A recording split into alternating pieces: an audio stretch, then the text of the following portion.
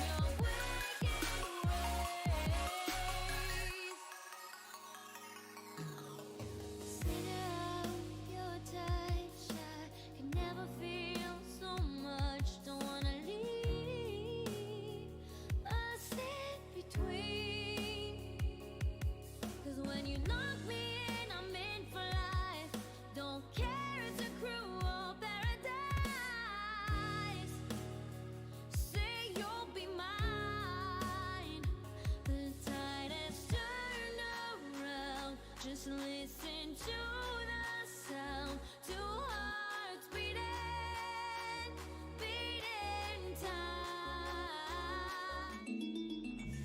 Suck me in smoke, breathe me in and let me go. Filling the lungs inside you, and the blackened eyes make my way into your mind. Just to know what you knew. Restless every time we start locking eyes. Lost control. Oh, it's paradise with honesty, but I'm in the dead of the night. Let the darkness take control.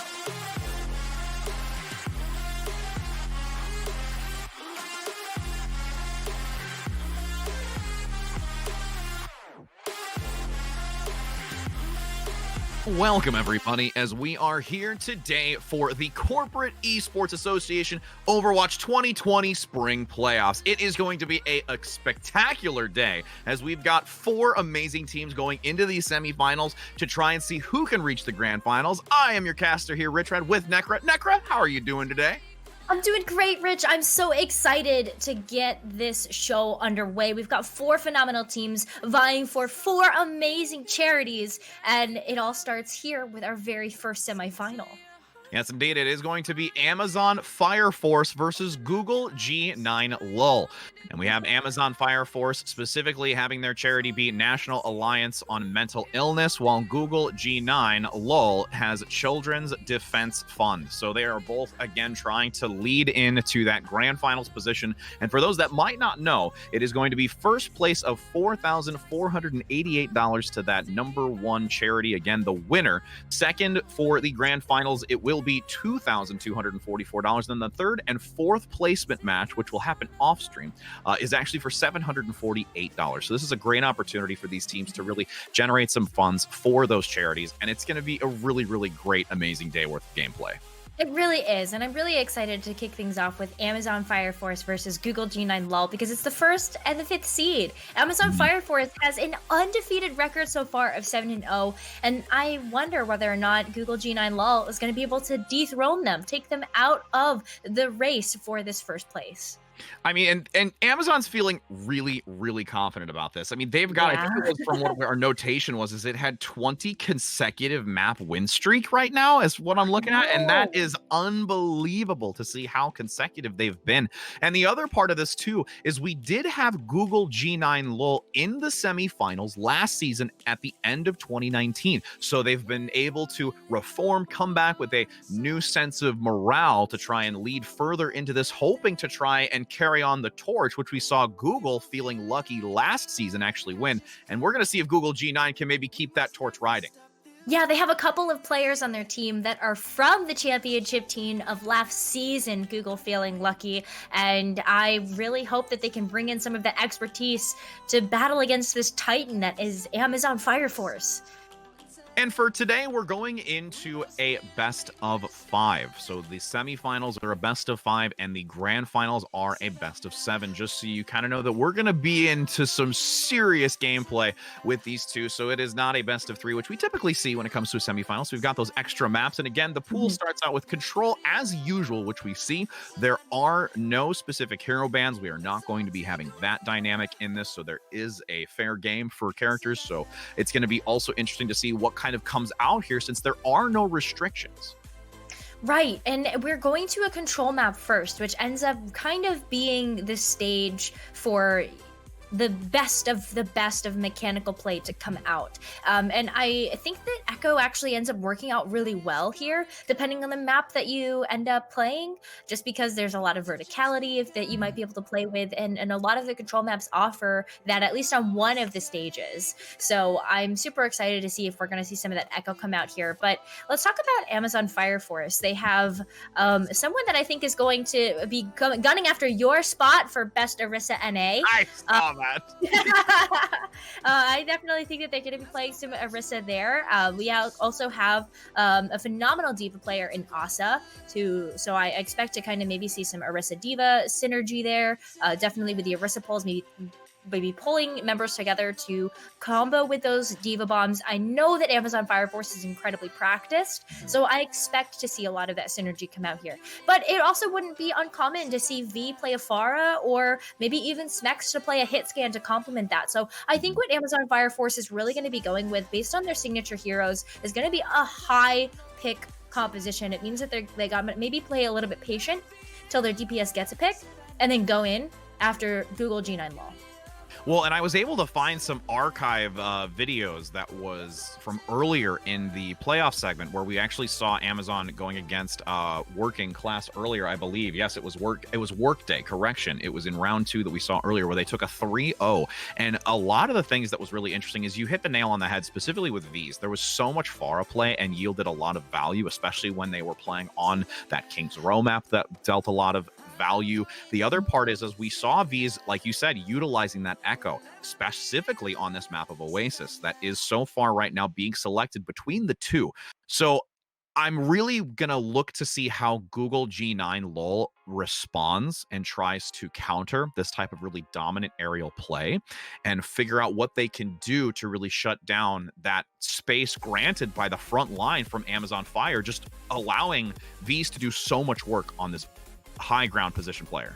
Well, let's talk about Google G9 Law, because we do have a couple of players that are going to be able to contest that far in the skies, specifically looking at Teach's B. They like to play Torb. And I think that the Torbjorn is going to be a fantastic hero to make sure that the DPS are looking at the turret rather than looking at a tank or looking at the backline.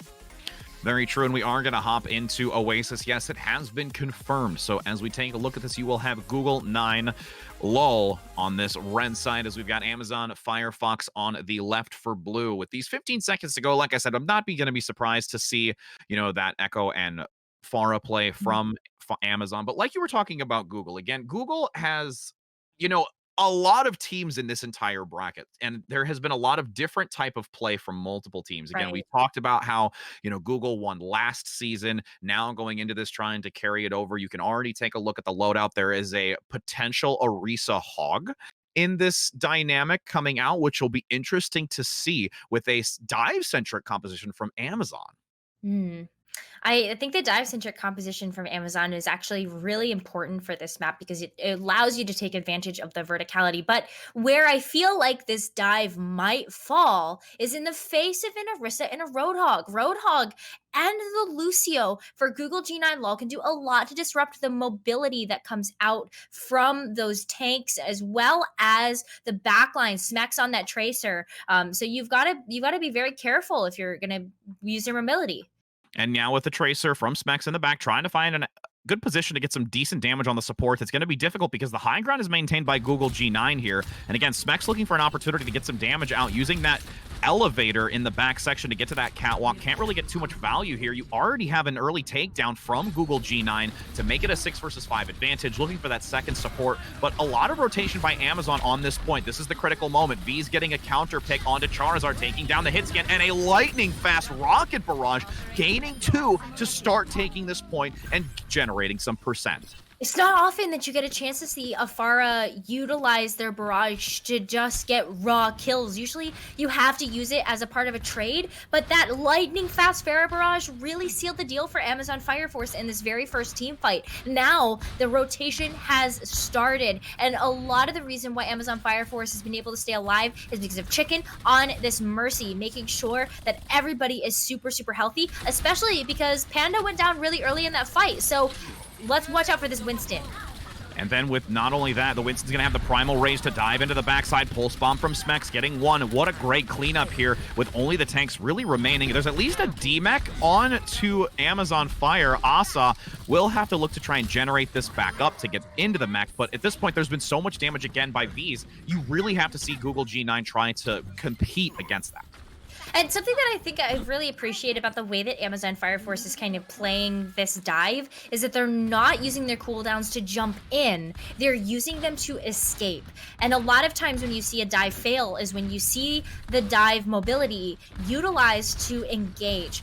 So I think being able to also get these picks from V in the skies, making it easy. And a nano boost coming out early for that engagement with the Winston, still holding on to the Primal Rage. Amazon diving in the back, getting a lot of damage onto the McCree. McCree's actually just going to forfeit and jump off the edge. They're not going to give any sort of additional percentage. 75%, this is last fight. That's so smart from Google, though, because they know that the last fight's coming, and they need to reset as fast as possible to come back as a team of 6. And they have a lot of tools to be able to do that. I don't think this fight is entirely over just yet. I'm looking at them high noon. I know that's going to be a very powerful ultimate, especially if they're able to use it first. Oh, does get the Rocket Barrage. A lot of block on the front side. You do have some shielding, but it's not going to be enough. You do get just be able to get taken down, and that Deadeye is critical to try and shut down V's on the high ground. Self-destruct thrown in the midst of it all as 99 into the overtime continues. Amazon in a great position as Smex continues to clean up here on this Tracer, rounding the outside, doing a stellar job, picking off multiple members, competing against that Orisa as well. The Reaper goes down with the assistance of Asa. The Lucio, the sole remaining member, Johnny, can't keep much longer as you've got a lovely foot jive coming out from Smex to make that round 1 go in favor of the Amazon Fire. Very clean fight from Amazon Fire Force, but I feel like one of the reasons why Google G9 Law wasn't able to find a footing into the round was just because it's very, very hard to re-engage as Orisa and Roadhog if you don't have control of the point. Orisa Roadhog is a very defensive composition, and you really want to have control of the point first because it makes it very difficult for other teams to engage because that Orisa barrier does a lot to protect the team. So it's going to be very important in this next round for Google G9 LOL to take control of this point first and hold on to it. But they've got to do a lot to be able to protect their backline. And I kind of like that Maud William is going over to the Sigma. I think that the double barrier is going to do a lot to be able to just kind of make sure all of their angles are protected.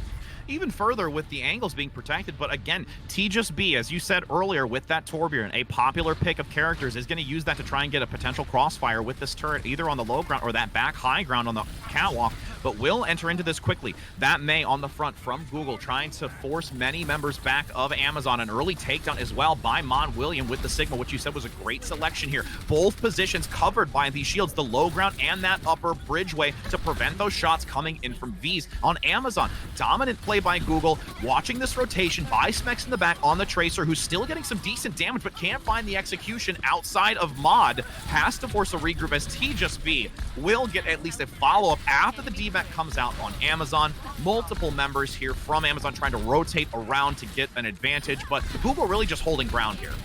Yeah, they've got to hold the ground and they've got to stay strong as they force Amazon Fire into a position where they can't just hit them from all angles. But now look at this patient play, and you've got the Winston Tesla cannon damage doing so much on this clustered member of Google team that the Coalescence by Electric is trying to help out, get at least that V's out of the high ground. But the Pulse Bomb is going to be eaten by Maud Williams. This is a heavy exchange from both teams being relentless to get this first control.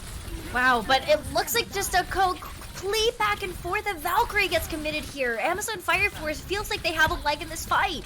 And with Asa getting frozen multiple times by the May, it's becoming very difficult to mitigate that incoming damage with the Defense Matrix. Booped back once again by the Lucio, support by Johnny's from Google, continuing to rotate around that inner pillar. Another lockdown again onto Asa, finally gets D-Mech. The Flux picking up 2. Baby Diva gonna go down quickly if there is a good follow-up, but rises to the high ground. And still, this monkey play in the back by Amazon is still holding ground, with the Primal Rage gonna buy even more seconds, but because the leap gets off the point and dives off the edge, Google manages to take it first. Yes, and this is exactly what we wanted to see. We wanted to see Google G9 Ball take control of this point first because that's where this defensively oriented composition gets a chance to shine. And not only that, but they get a chance to take advantage of the high ground. Look at that turret placement. It's going to be so difficult for Amazon Fire Force to touch it without expending all of these resources on this Pharah to go after it. And that Pharah trying to find a great position to get some damage through, looking to go overhead, will get some shots, looks for the displacement and does get the Sigma off the high ground, trying to rotate down. There's the turret, responding to it quickly as the Molten Core will also be launched towards that stairway to prevent multiple members from walking in onto this point easily. Just be able to take down the support, which is critical. A self-destruct going to come out in the back to try and equalize, but it's not going to be enough here as Google G9 still continues to hold with this double shield composition. They didn't even have to use the Blizzard, so that's another tool in their back pocket to continue their hold at this point. Rich, they've already captured 50%. This looks like a completely new team from the dominant performance that we saw Amazon Fire Force dish out just a round prior. Now it's Google's chance to shine. I don't know how Amazon Fire Force is going to be able to get back into this. They don't really seem like they know the game plan. We saw NJ go over to the Reinhardt and now back over to this Winston. Ooh, and the Winston diving in once again here to try and get that damage onto multiple members. The displacement rocket not going to get much value by V, still raining a lot of damage on the high ground, but you see the defense from the Orisa. Zon getting super low, does get picked off here, while the Coalescence is now active for Amazon on this bottom position to try and secure stability with this 15% still to go. Electric will commit theirs first, though, because you have the pick onto Panda. 90% last fight territory. I'm not even sure that Amazon's going to get to this point in time. Asa's gonna try, but they're already spotted out, and they get stuck. Oh, and the Flux going to lift them up. What a great deal of crowd control leading into the stun with the accretion. The Flux to lift the Diva to prevent the rocket boosts, allow this round to go to Google G9, and this is quite the battle between these two top teams. It really is, but did you see how important and necessary it was for Google G9 Law to take control of that point first? It was almost impossible for Amazon Fire Force to come back, because how do you walk into an Orisa and how do you walk into a Torbjorn turret? I think that TJSB did a fantastic job of figuring out a way to place that turret in a position where Amazon Fire Force were pushed into a position where they had to use their cooldowns to get close to it, and then that meant that they were vulnerable from other angles of attack from Google G9 LOL, and the target focus was just on point. So Amazon Fire Force switching up their strategy here, gonna still stick to V on this Pharah, but James gonna be on that Reinhardt, and they've got Asa on the Zarya. So Maywall comes out to sever the team again. That Reinhardt aggression forward barely surviving. Stellar jump by the supports from Amazon to keep that Rein play alive, even though there was some separation. Aggression pushing forward. That Zarya Reinhardt being fueled by the Mercy overhead, just allowing so much damage, and this rotation by V's cleaning up too is going to easily allow Amazon to take this first. Do you actually see Charizard got pushed into the middle of the map? Your favorite thing in the world, Rich. And then Panda followed suit. So it ended up being a 5v5 for a little while there. Unfortunately, that was just enough time for the Mei to be out of the picture, where there just was too much momentum getting gathered by Amazon Fire Force. And V did so much damage in that last fight. They already have a rocket barrage. Oh, and with the rocket barrage, Smex in the back is going to look to try and get a hack to prevent any sort of barriers from coming out. Nice job with a sleep as well. There's the rocket barrage. An opening comes through. What a well-engaged back line from Smex to allow V's to rain down 3 kills worth, and looks for this quad onto Mod. 40% and in a stellar position with an ult economy. Ooh, Smex on this Sombra is also very close to their EMP, so that's a great way to kind of shut down some of the momentum from Google G9 LOL on their re-engage as well. I think that's something that Google G9 LOL is playing a little bit scared of, is the Sombra in their backline. Now, once again, you see this rotation. Oh, but Smex is going to get slept. Barely survives with the translocate. Mon gonna have to be careful hitting him by that bio nade, but Charizard finding an early pick onto Chicken, no longer having the Mercy. Pressing forward is this Coalescence, aggressively onto that. The Shatter at least gets 2. Electric up front has to use the Fade to evade. 75% with a numbers advantage in favor of Google G9, as you can just see this aggression across the way. Pin comes through in the corner. The McCree cleaning up as well towards the end from Tejas, and that will be a swap at 82%. Johnny B! Oh my goodness! Getting the sleep onto the Sombra was the exact play that needed to happen, but Google G9 LOL aren't out of the woods just yet. They have to watch out for this EMP coming in soon. And let's see if that EMP can get multiple members. You can see on the high ground, throwing the translocate out, coming, getting 5 members! Perfectly timed for Bees to lay down the rockets.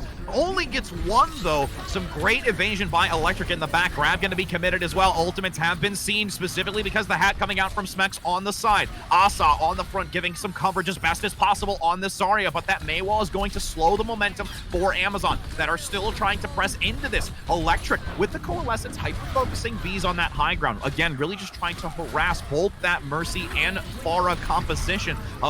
Graviton actually going to be committed to this, but there's not a lot of assistance to follow through. A beautiful Bionade from Amazon to survive, but now the kills start coming through regardless of that Bionade landing, and just surpassing 50% with that entire team killed Bell.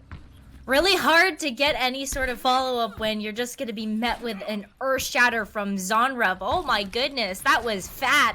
And it didn't matter at that point what Amazon Fire Force decided to kind of put into that fight, because Google G9 LOL, they really have kind of figured out who the big targets on the team are. And I think that Coalescence was really necessary to just focus down V. Blizzard now going to be a potential win condition for this fight, but it's thrown a little short here. Most of Amazon are able to escape it, except for Smex. So it's still a 6 versus 5 in favor of Google G9, trying to rotate and maintain position on this point. Still a lot of damage being rained down, though, by V's. Rocket Barrage actually very low to the ground. Will not get sought out by the backline hit scan, and now you have only two really trying to survive on this point. The Zarya and the Mei trying to hold out here to at least get it into that 99 overtime. So if there is a recontest, it is a good one. Yes, this is going to be a really good recontest coming out from Google G9 LOL, because not only do they have the Nano Boost, which they can give to Maud William to work up to that Graviton, which Amazon Fire Force doesn't have a very good answer to, except for a Nano of their own for one member of the team. So let's see if they can get this Graviton. Oh, Nano going to come out onto Johnny, just barely able to touch. Coalescence going to lead in, but Smex has gone onto this Doomfist. A very heavy dive composition with that play in the back, trying to harass. Smex at least able to get one support as the grab in return comes out from Amazon, locking down two. The Rocket's still raining by Bees overhead, does get the double onto both being locked down from the grab. The Galaxy comes through, and that's going to be Amazon Fire Force claiming this first map on Oasis. This was so close, though. And I mean, first we saw a dominating performance from Amazon Fire Force, and then we saw a dominating performance coming out from Google G9 LOL, and then all of a sudden, you see both of these teams going at it for 99 to 99. It's really not so surprising, too, because if we take a look back at the history from the last season, I was able to be a part of that, and just before the quarterfinals, we actually had Amazon Fire Force and Google G9 LOL go head-to-head and went to the final and fifth map, where you had Google G9 actually claim it over Amazon Fire Force. So here is where Amazon's going to try and bring back the fire from their previous competition between one another, and looking to try and push further forward into this grand finals. You know, I thought it was Amazon Fire Force and Facebook that had a little bit of the rivalry going on there, not Amazon and Google. But I can definitely feel the fire from both of these teams. And as we move into the next map, which is going to be a choice of a hybrid, I think that that's where we really get a chance to kind of see the big differences come out, especially when you incorporate an amount of a payload map or to the map. That's when things get a little bit trickier.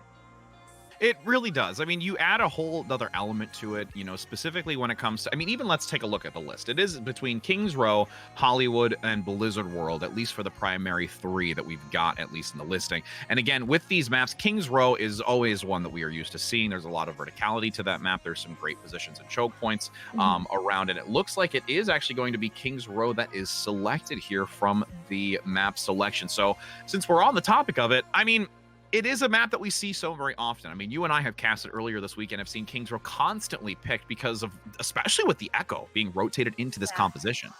Oh, for sure. I think that Echo is such a strong choice, especially when you can kind of just rotate through or shatters. Reinhardt ends up being such a fantastic option for the duplicate ultimate coming out from Echo, because you get that Earthshatter up super quickly. And then also, if you decide to go with kind of like a Reinhardt and a Diva, then you also have another favorable option there too, which is going with a Diva and maybe getting a quick Diva bomb and seeing what kind of kills you can get from that. So I think that Echo is a strong choice here, but based on the level of difficulty that these two teams are bringing to the table, do you step out of your comfort zone and go with a hero that you might not be super familiar with? It's always a risk to take. I mean, it's got the high risk, high reward written all over it when you try to go outside of your wheelhouse. And the one thing, again, that you can already tell from V's playing on Amazon how strategic this Pharah play is from V's. Google G9 already acknowledging it in this first round of control has to be aware that they will see this same type of play coming out into King's Row and needs to get a better opportunity. TJB it did a lot of work on the McCree though. There was a lot of opportunity to get the pick, but just couldn't find a better advantage point. Yeah, I definitely think that TGSB did a fantastic job of making the plays necessary in order to take that Pharah out of the skies, whether it was with Torbjorn, whether it was with McCree, but it's not. It doesn't just come down to one individual player, right? It comes down to the team working together as a whole to deal with that. And we also saw some other interesting strategies come out to deal with V on that Pharah, which was just use the Moira coalescence. True. How does the Pharah get away? And I think that was actually such a brilliant play by Google G9 LOL because it took the Pharah just out of the equation. So really excited to see what kind of happens on this map of King's Row. But I don't think it comes to any surprise to anybody that it's going to be Reinhardt dominated here. Definitely. And, you know, a nice defensive change up here. V's actually going to rotate onto this Mei play versus what we've already seen with the Pharah and the Echo prior. So I'm really interested to see how that change up is going to affect their composition as a whole on this defensive side. Yeah, we do have the Mei, which I think is a really important tool and a really important hero for this map of King's Row. You saw how effective the Mei walls could be coming out from Google G9 LOL's Charizard, and it becomes ever more important when you pair that with Reinhardt, because if you section off that Reinhardt and you get them down, then you don't have a main tank anymore. Both walls being expended, looking for a pin, does get the early advantage. There is Zonrup with one, but an even exchange now as Asa and Smex clean up the front line. 3 minutes and 25 seconds, a lot still to work with. There's still going to be a compete on the corner from Google to try and at least get the first tick, but because of this rotation from Amazon around this hotel, it's still allowing a great compete on this initial point still. But the respawn advantage is in favor of Google. Yeah, so Google's going to be able to come back a little bit faster, but Endip is back for Amazon Fire Force. They have a chance. And that Bione landing onto 3 could be enough to lead forward, but it does fade. No one able to get enough damage to compete. The shield goes down, Earth Shatter onto 2 in the back. Smex goes down for 1 with the charge to follow, and Google is going to be able to take this point and transition into that payload. Wow, I'm super excited about how fast Google G9 LOL was able to take control of this point. Now they have the payload unlocked. They're able to take this super aggressive positioning, but Amazon Fire Force got the close spawns. This is going to be a very fast recontest. Wall going to try and sever again here from Amazon to hopefully change this momentum. Does very swiftly. And the Nano Boost even going to be expended off, going right back to the spawn location. You've got T just going to bail quickly on that Hanzo. The Hanzo's important though, because the Hanzo provides a lot of shield break, and that's something that you really need on the map of King's Row. Reinhardt is chosen because of how well their shield just kind of fills up the streets phase and really gets a chance to protect the team. So TGSB on this Hanzo actually is able to do a lot with the arrows. And I like the position as well here up top with the Ana by Johnny B, keeping distance from the rest and going to actually give a better opportunity now, dropping low. Here comes the grab with a return Dragon Strike as well, getting a decent amount of damage, will force out the DMAC. And this is starting to go into favor with Google just around this corner, and despite the ultimates expended from Amazon, there was a lot more yielded by Google in that fight.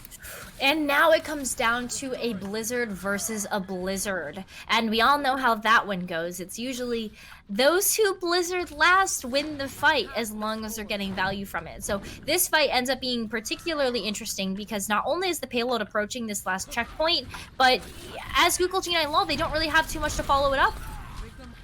Now regrouping here, the follow-up is, like you said, critical if they have enough to do so. Charizard playing just near that payload, waiting to drop it. The wall comes out to try and lock down 1 on the front. Blizzard's going to be thrown first, but eaten by Asa!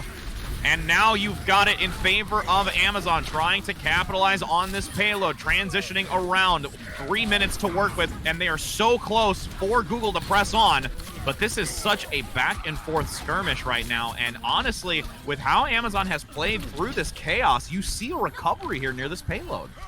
And the recovery gives Amazon Fire Force a distinctive advantage moving into future fights. Not only is the respawn closer, but these streets are so narrow and they are so straight that you get a chance to just shoot down them, and the attacking team takes a lot of damage either on the shield or by themselves on these tanks before they even get there. You're expending a lot of healing resources before you even manage to get to the team fight. And entering into this team fight, you do see a wall coming out once again by Amazon, severing that. Reinhardt has to force the charge to not get pinned in the corner. You have Amazon having to fall back, but a triple knockdown on the front with the shatter. Seeing if there's enough collapse. Will get a lot of damage pressing forward. Amazon finding a double with the Deadeye from Smex as well. Flashbang for the triple with the melee. And now you have another reset again with 2 minutes for Google to come back strong.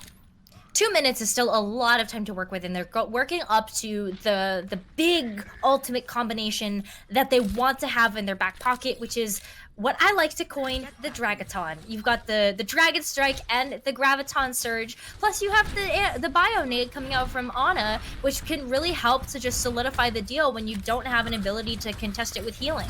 Sounds like a Pokemon, to be honest, and I feel like you would totally name one of your Pokemon that. As the Blizzard Maybe. comes out into this, blocking down multiple members from Google. There is so much damage with that swinging hammer. The sleeve going to at least nullify some of the damage from that front line of Amazon, but Smex in the back on this McCree just doing so much work, resetting again, and this will enter into that final fight territory for Google to try and compete.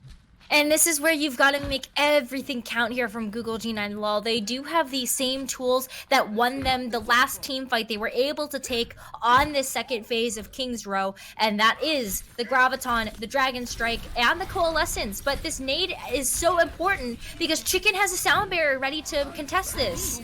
Nano going to be on the front here to try and give Zon an opportunity of pressing forward with the wall again consistently by Amazon. Here's the Graviton and the Dragon Strike coming through. Is it going to get value? But the Dragon Strike actually a little low here underneath the floor.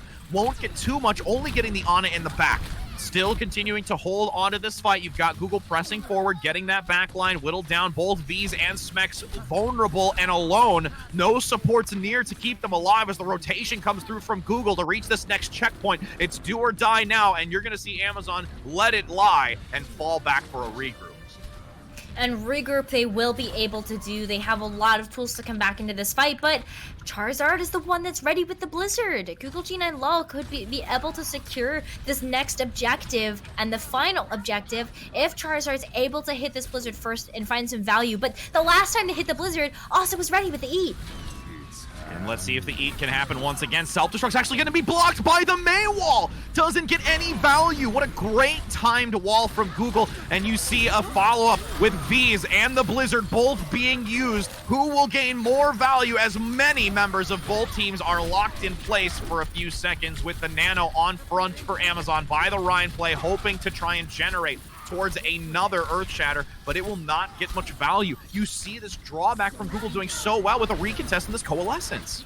Yeah, Coalescence coming through, and swiftly Chicken hits that Song of Sound speed in order to bring this team backwards and away from this Coalescence. And Electric still getting a lot. You have that engage from Chicken to try and survive themselves, but still going to find the end of a hammer being brought down. 40 seconds left, a few meters to go. Amazon has to touch this point to compete as you only have that Wrecking Ball to do so. Is anybody going to get there in time? It's not going to happen.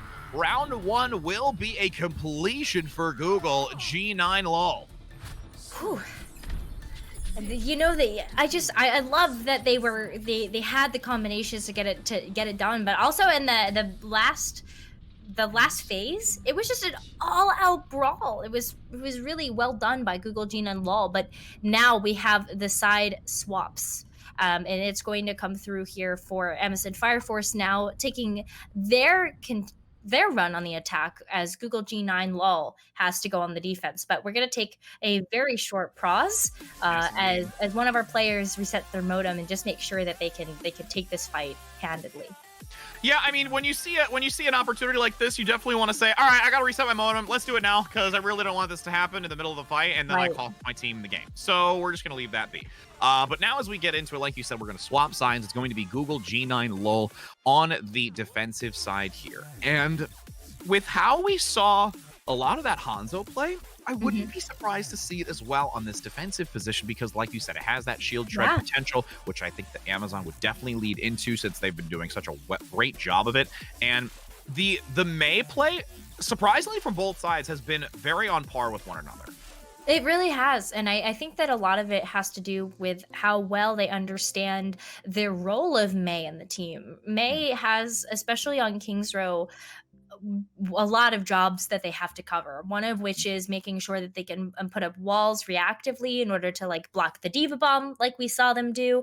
Another way is just to make sure that they put a wall up to just devise the team that they're playing against so that you don't have a Reinhardt that gets a chance to shield the team, but a Reinhardt on their own that's an easy pickings for for your team to kind of make sure that they can take out of the equation.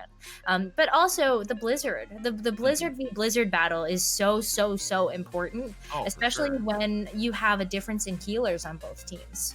Well, and again, like you said, the one who Blizzard lasts wins the fight a majority of the time. There are the rare occasions where it does kind of change it around. I mean, it's really just because I think of the positioning. So for instance, when we had that last fight into the furnace, both Blizzards were thrown practically at the same time, and it's how you rotate around both of those Blizzards, because when you're on a corner like that, you've got some elevated high ground to that right and left hand side where there's a lot of crates to kind of move and maneuver through. Especially if you're a support, you want to try and utilize those cavities to make sure that you can still get a decent sightline onto your allies to heal through it, especially when you're playing this kind of on a roll and with the Bionade to survive through it. Because if you can't get enough healing out through that when there's so much chaos going in onto that payload, it's so difficult. But you being able to manage those Blizzards effectively, I feel in the grand scale that Google had a little bit of a better Blizzard usage than Amazon did.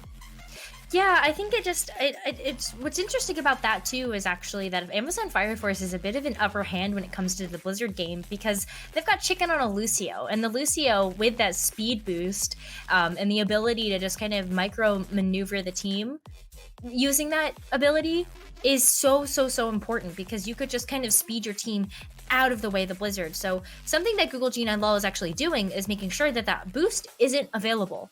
So whether it is forcing out the boost to be used for healing or forcing out the boost to be used for the team to just kind of back out of there as quickly as possible, but then hit the Blizzard.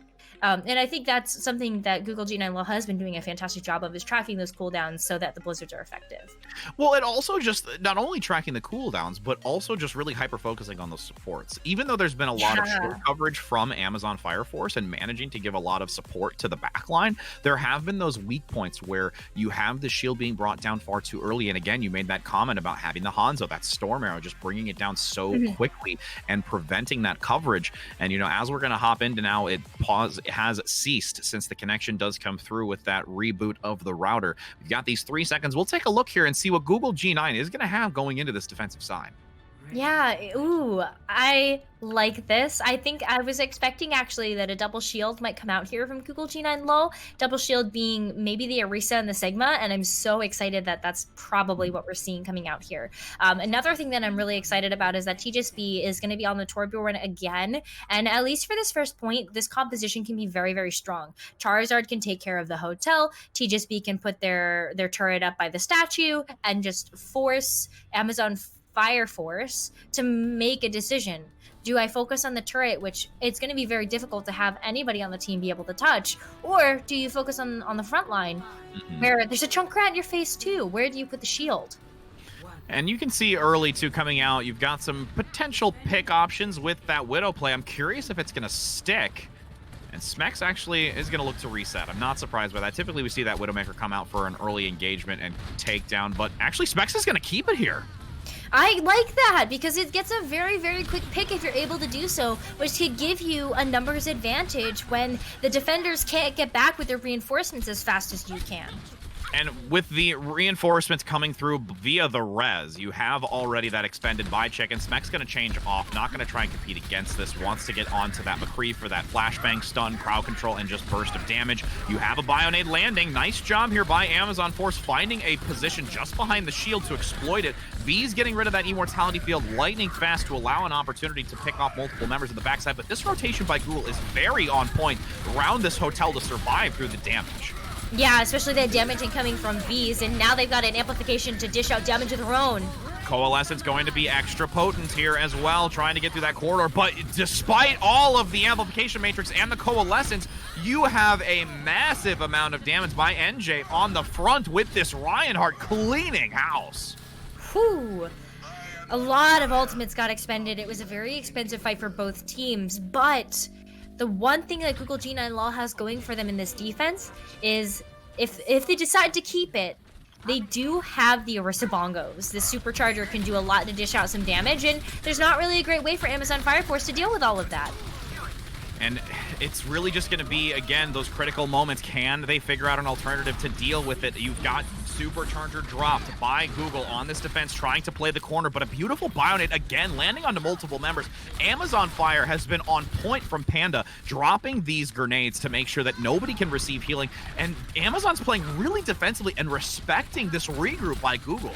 They really are, but look at how well Google is playing together as a unit. I don't think I've seen many members stray away from this team conglomerate that Google has created. Flux coming out, lifting multiple members. High Noon going to be as well used by Smex in the back, but not going to get too much. You've got Google really playing this inner bookstore, trying to prevent that damage. The accretion comes out in the backside, doesn't get the stun on the supports.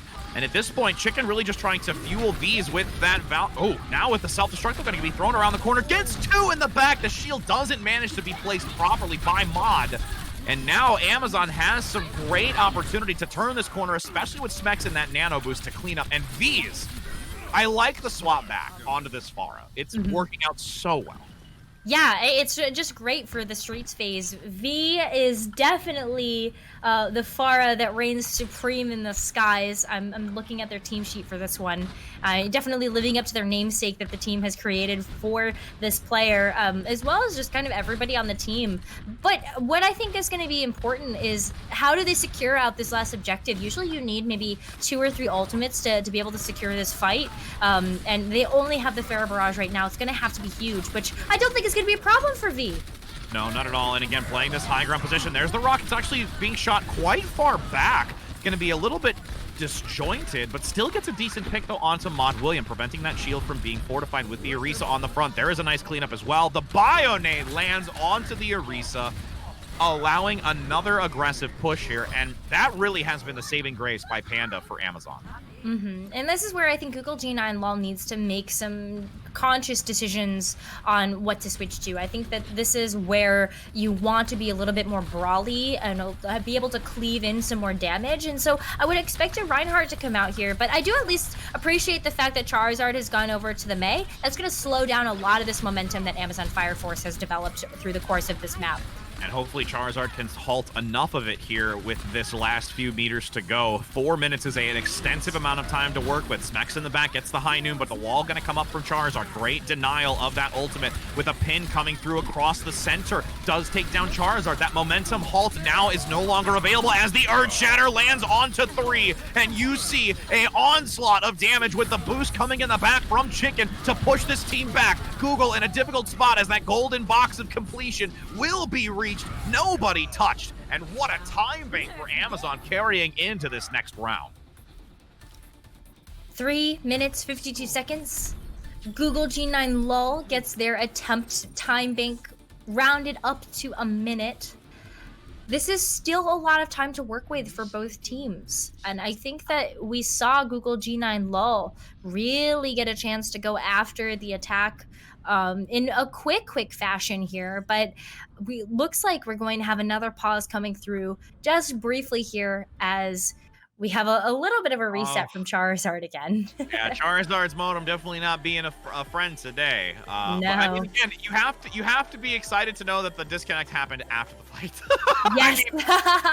Even though it was very difficult towards the end, the fact that you don't lose that ultimate charge in the middle of the fight, which is very important. You see that happen often where the disconnect happens in the middle, and it's just so devastating to try and play catch up at that point, because when we talk about Overwatch specifically, there's so much relying on those ultimate abilities, especially when it comes to like a May Blizzard's just Yes. even more potent than others, how that win condition is so critical. It's really a necessity to make sure that you've got your connection. Charizard back in, so we'll make sure that this last minute is hopefully a good one for Google as they attempt on the attacking side first, because there is a just under 4-minute time bank for Amazon. Yeah, the fact that Google G9 Law has just a little bit less time on the clock means that they are going to be attempting the attack first.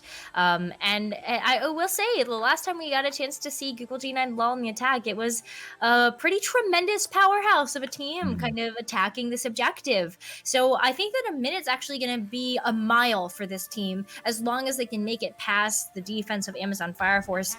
They're going with a bit of a different strategy on the defense, where they have V maybe playing the soldier, maybe playing the Sombra. I think V is still kind of trying to figure out what they want to do on this defense, but I think that going with a long range hit scan is actually really perfect to complement Smex on this McCree. Yeah, I agree with you. Again, that long-range shot, and Smex has been playing this McCree very well. The one thing that I'm most concerned about is you made a comment earlier about how Google 9 does such a great job on this initial point. It's the later payload phase that I'm really concerned about.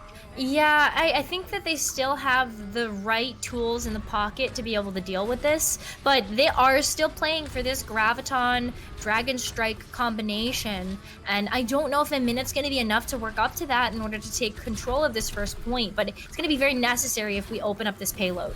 Hopefully we'll see the Dragaton come out of the bushes saying, hello, friends, and casting Leer. As we now press into the backside, you've got V's gonna get an early tank onto T-Just-B. It's a great lead here to try with only 30 seconds to go, but a nice exchange as you've got Mon William picking off another. Really difficult position now, needing the respawn, 20 seconds to go. At this point, you have to see Google go in for this play. Yeah, 20 seconds. I mean, you gotta wait for as long as you can for hopefully T-Just-B to get some sort of pick on this Widowmaker. That's why they have the Widowmaker as an option. But it leaves them without an ability to contest this point with 6 members of the team.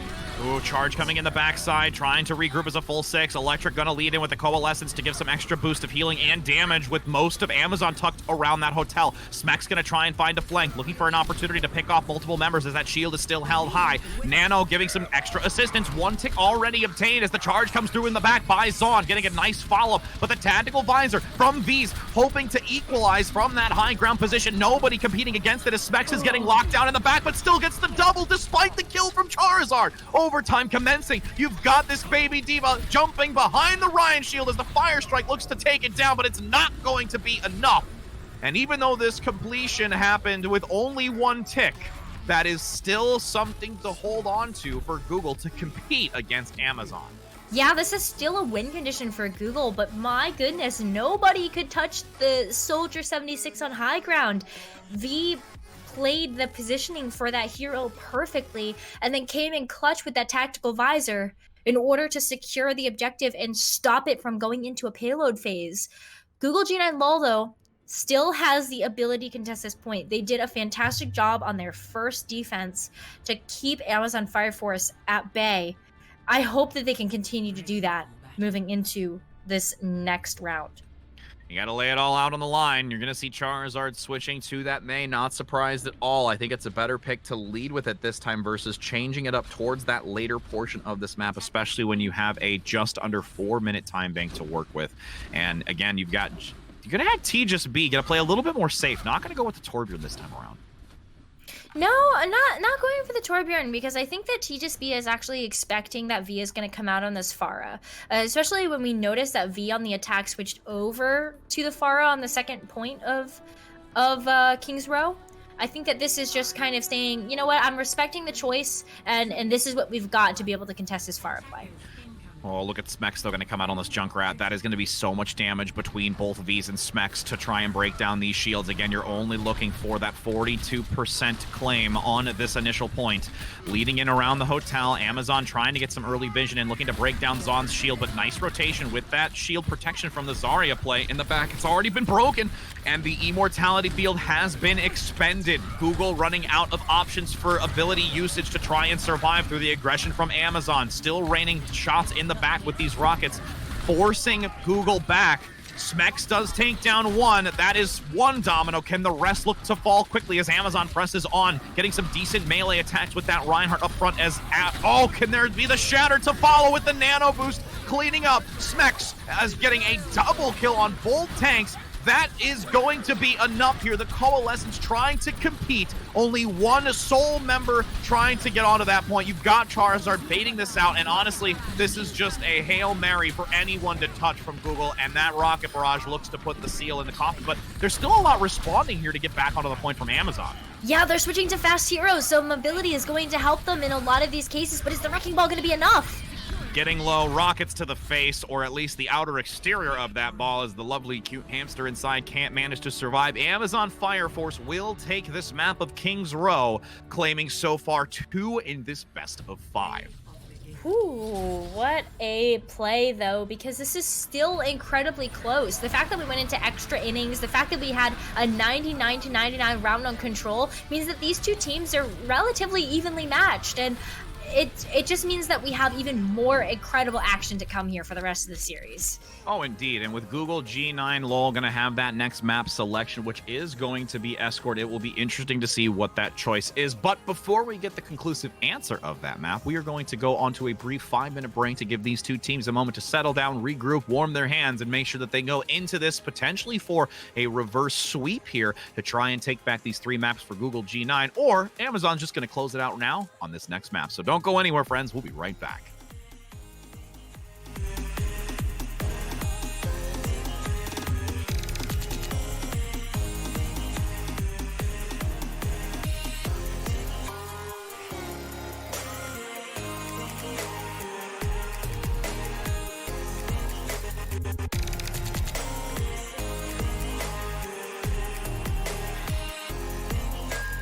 I can almost feel you walking in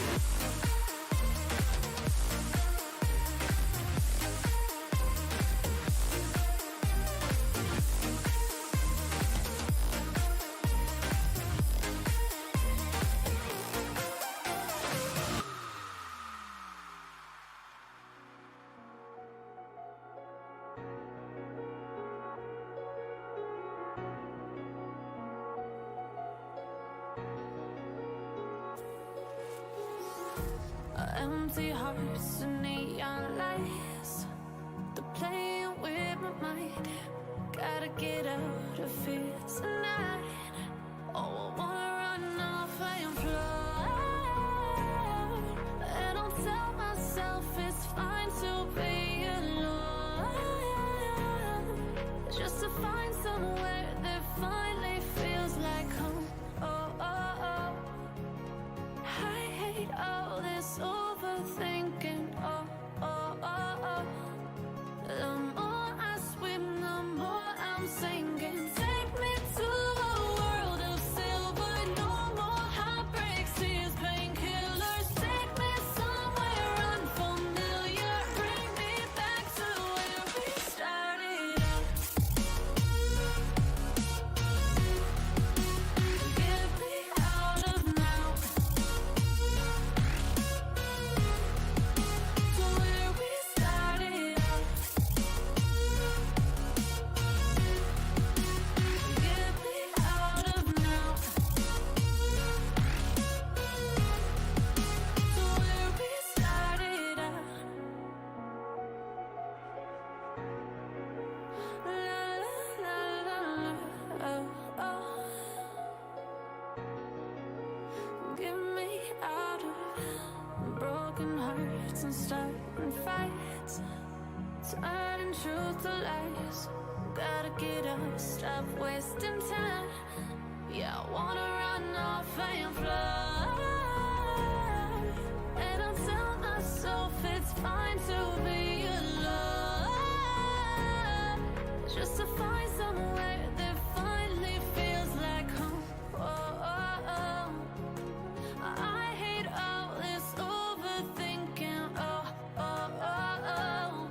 The more I swim, the more I'm sinking. Take me to a world of silver. No more heartbreaks, tears, painkillers. Take me somewhere unfamiliar. Bring me back. Hello and welcome back, friends, as we are going to bring you the third map today, which is going to be Junkertown. Necra, you got a great grin on your face when you heard about Junkertown. I did because neither of these teams have strayed away from a Junkrat choice. And if you're going to see a Junkrat on any map, what better map to see it than where Junkrat got its namesake? I mean, all I keep hearing in the background is boom. I'm sorry, I had to. I just love that line. I love that line. But as we take a look here, we're going to have Google G9 LOL on the attack, and we have Amazon Fire Force on the defense. And I'm looking for some more V's play in the air. Oh yeah, I think this is also a fantastic Widowmaker map, and the fact that we've seen a Widowmaker come out from both of these teams is also something that I could say, yeah, this is going to be a good one for either team. But I don't want to talk about it yet, because I'm getting a little too ahead of myself. But let's talk about the defensive force for Amazon Fire Force, and that is where we're going to see a Widowmaker. Smack's coming out of the gates with this Widowmaker. It can really utilize the vantage points as well as the sight lines that are featured on this first point of Junkertown to their advantage, and I think that's something that Google G9 LOL are going to have to watch out for. I think that's why they've decided to go for this shield on the double shield composition, just so they can kind of protect themselves. But they are indeed coming out of the gates with a Bastion. I mean, my goodness. Double shield and protect the Bastion pirate ship, as we've not seen in some time, will be very useful if they can get some great sight lines here. The one thing I'm interested in is that the fact that V's is on this Reaper. Yeah, and I think V on the Reaper is actually something that could really benefit, because this is more of like a rush composition, but can they rush into Charizard? No, I think that rush happened a little bit too staggered. You had V's go in just before the tank line, so there was not enough coverage getting that pick despite that Wraith form coming through to try and evade some of the damage. And this is just going to be a quick cleanup here for Google G9 with this Bastion play. It's so hard. How do you contest this? Because not only do you have the deployable Orisa shield as your front sail, but you also have the experimental barrier from Mod William as your back sail, and then you just kind of are able to really protect your team. That's what we call it: protect the president or protect the Bastion, pirate ship, whatever you want to call it. And Amazon Fire Force has to react accordingly. I think the Smex going to this Hanzo can help out with the shield break. Hopefully it'll be enough with that, but those turrets from the inner wall getting a lot of value from T-Just-B. Also with that Bastion in the back uncontested, that experimental barrier. You saw the two positions, one with the Orisa on the payload, and that second one deployable by the Sigma in the back. Yeah, that's how you just protect your team and make sure this payload continues to roll. 5 minutes on the clock, Rich. 5 minutes! That's a lot of time to work with to get through the second point, and Amazon Fire Force still hasn't really figured out a way to approach this Bastion. You can see the confidence with this map selection coming out from Google G9, and it's one that we really don't get to see too much of, personally, I feel, at least from what we've casted in the past few weeks. But a great Bionade comes out, though, to try and prevent some of the healing, but those double shields, once again, reinforcing Charizard, unleashing damage in these choke points, and it's difficult for Amazon to really do anything with the Photon Barrier going to even prevent more damage from that return. Oh, Symmetra is just such a powerful force here. Look at those turrets!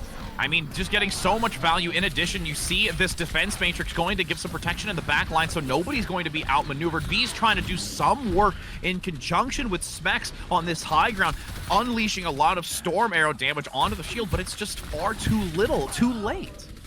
Yeah, but this is where this strategy stops working. The third point of Junkertown. Some teams are able to make it work, but usually because of how open, relatively, this third point of Junkertown is, it can be very difficult for this Bastion strategy to continue to work, but you continue to stick with it as long as it sticks itself. So, Google G9 Law going to be entering into the third point of Junkertown with the Bastion strat, but oh boy. Flux trying to remove multiple members away from Charizard. The pin's gonna come through, still is surviving and rotating around. Asa might have just been able to get at least some of the equalization on this point, but despite the self-destruct gaining 2 and even this Dragon Strike being committed, there is still a great response by Google keeping this pressure forward, and Charizard acknowledges the change that needs to happen and comes out on the May. Yeah, the May is just what you gotta do here. It's just so good, especially because the Blizzard is able to really crowd control a lot of the point and just make it difficult for Amazon Fire Force to touch.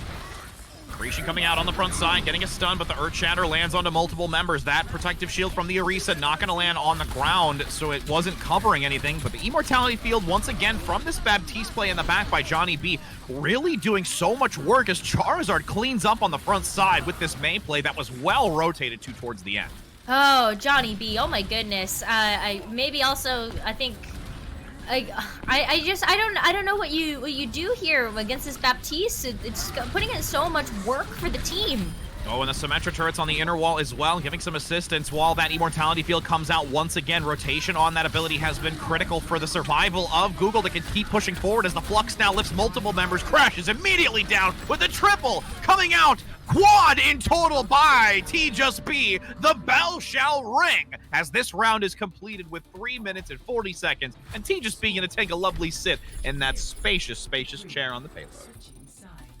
3 minutes and 40 seconds is a lot of time in the bank, and it has a lot to do with how quickly Google G9 Law were able to roll through that first point. The Bastion strategy continued to work on second, and for a lot of third as well, Google G9 Law didn't have to switch up much of their composition except for Charizard moving over to the May. Amazon Fire Force might have to think about running a strategy like that of their own, because Bastion just team checks a lot of synergy for the opposing team.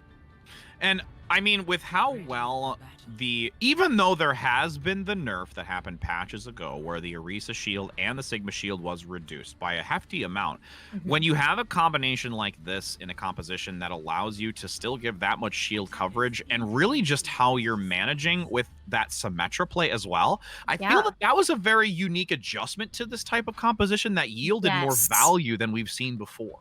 Oh, absolutely. T-Just-B playing the Symmetra. Did you see where those turrets were? Because I don't think Amazon Fire Force did. And even if they did, they were too split focus in terms of, do we deal with the front line, which is this bastion, or do we have to deal with the turrets that are behind us? Because, you know, how do you approach this point? So really interesting that the Symmetra's coming out here as well, but lo and behold, here's another bastion. But there is some subtle differences. That solo DPS adjustment will be on the Mei versus that Symmetra play, and that's now going to be a difference. Can the Bastion survive on this payload for Amazon? Lots of damage coming out. TJSP does get picked off, though, by Smex, and you also have the Orisa claiming another. There is so much focus fire in this small room that Google is having a difficult time being able to withstand it. Yeah, I mean, if it's not broke, don't fix it. And it was not broke for Google, so it's definitely not broke for Amazon. It's so funny when you get a chance to see these team compositions come out because, you know, sometimes it works really well for you, but you might not even have an answer to it yourself. But here comes an answer. Google G9 LOL knows exactly how to deal with this composition, and that's with firepower of their own, but Smex. Yeah, Charizard just gets picked off around the corner, didn't have enough defenses or the shield placed in time. Amplification Matrix going to allow Smex to pump out some serious damage, already doing enough as it is, but then Amp Matrix just making it absolutely just explosive on the enemy. There's the triple that comes through and a checkpoint reached with 5 minutes and 15. Amp Matrix plus the damage boost coming in from the Mercy, I think you do just like, I don't remember the calculation, but you should. Delete! You should, yeah. It's just delete. That's what it is. I don't. It all adds up to delete. But here's where it gets really interesting because Google G9 LOL is going to have the Symmetra barrier. The photon barrier could really help to mitigate a lot of this damage. And again, you've got that positioning in the back, looking to see where that barrier is going to come from. A nice takedown here with the Blizzard in the backside, hoping to shut down Charizard. That's the focal point here on this defensive side. But you do have Smex going to get back up online to keep that Bastion play. Photon Barrier going to get a nice position to sever just in the center of that payload, really causing some disarray for Amazon, and actually a nice recovery here from Google G9, where this payload is in a very not so beneficial position for Amazon. Yeah, Photon Barrier came in clutch, that's for sure. But Amazon Fire Force has a lot of tools that they're going to try to use into this next fight, which definitely come in from the Amplification Matrix. They have the Gravitic Flux. Plus, they still have a configuration tank mode that Smex hasn't been able to use yet. And on top of that, if you really just want to put the icing on top of the cake, you've got the Supercharger too, which is just doing a ton of damage. Oh, there's another pick again. Smex finding really difficult positions to get some damage out onto this defensive side. Google being able to exploit it, but the teleporter is going to come through, allowing a rotation, going to dive immediately in the back. The teleporter has to be hyper-focused here if they don't want to get flanked from behind, managing to do so. And now the Coalescence from Electric just continuing to funnel damage not only through Charizard, but also at the enemy. Boosted damage again here. A reset with 3 minutes and 30 seconds, and Amazon, I don't know how they're going to be able to come against this type of defensive nature that Google is having. I don't know if Bastion is going to be the answer to this one. I think that Smex is hoping that they're going to be able to use this configuration tank mode before switching off the hero. But it's Google G9 LOL, you're right. They're making it very difficult for Amazon Fire Force to put themselves in a position where they can actually approach this point and attack it. And they've got a Photon Barrier again. Supercharger active. There's that Photon Barrier blocking a lot of damage, going to make that Supercharger practically useless for the time being, as the Photon Barrier does go down finally because of the extra boost from NJ. On the front, you've got now, again, that Bastion going to be boosted as well. Charizard almost getting lifted by the Mei wall. That's really V's goal at this present moment on the Mei, but can't really find any opportunity. And again, there's so much funnel damage onto Smex that Smex trying to turn this corner to get an angle is so difficult. Yeah, it's just so much clear, open area to have to walk through. And it means that you just don't really have the same amount of healing and focus that you want to be able to have. Now, Charizard has been brought down, though. That's a chance here for Amazon to move forward. A critical advantage to take with 2 minutes to turn this corner. The Flux now going to lift multiple members. You have Charizard getting back, though. Has the tank configuration, held off on using it. Multiple members still surviving through this engagement as Amazon presses on to this next checkpoint. They've lost a lot of time here, so Google has at least still been able to do a decent amount of work despite having to fall back for this next segment. Yeah, they're still going to try to stick to the Bastion strategy, which could work for a little bit here, but I don't know about the Bastion now that it's been set up on point. Charizard walking back to spawn recognizes that, hey, you know what? You guys have a lot of shields. Guess what really likes shields? Junkrat. And I think that in these close tight corridors, I think that's going to be something that Charizard can really play around with.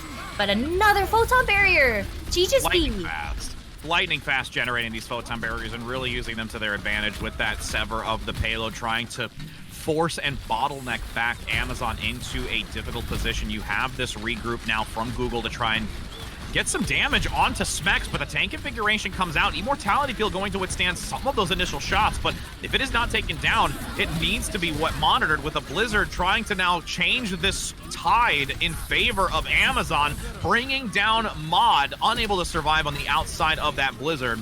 And the Supercharger really just trying to put the nail in the coffin, and then Amplification Matrix as well. Really here, you've got a difficult time for Google to try and compete against Amazon with all of those ultimates being used. Yeah, but Electric actually doing a lot to be able to just stall out Time Bank and really force the payload to kind of go into a couple of just last fights here.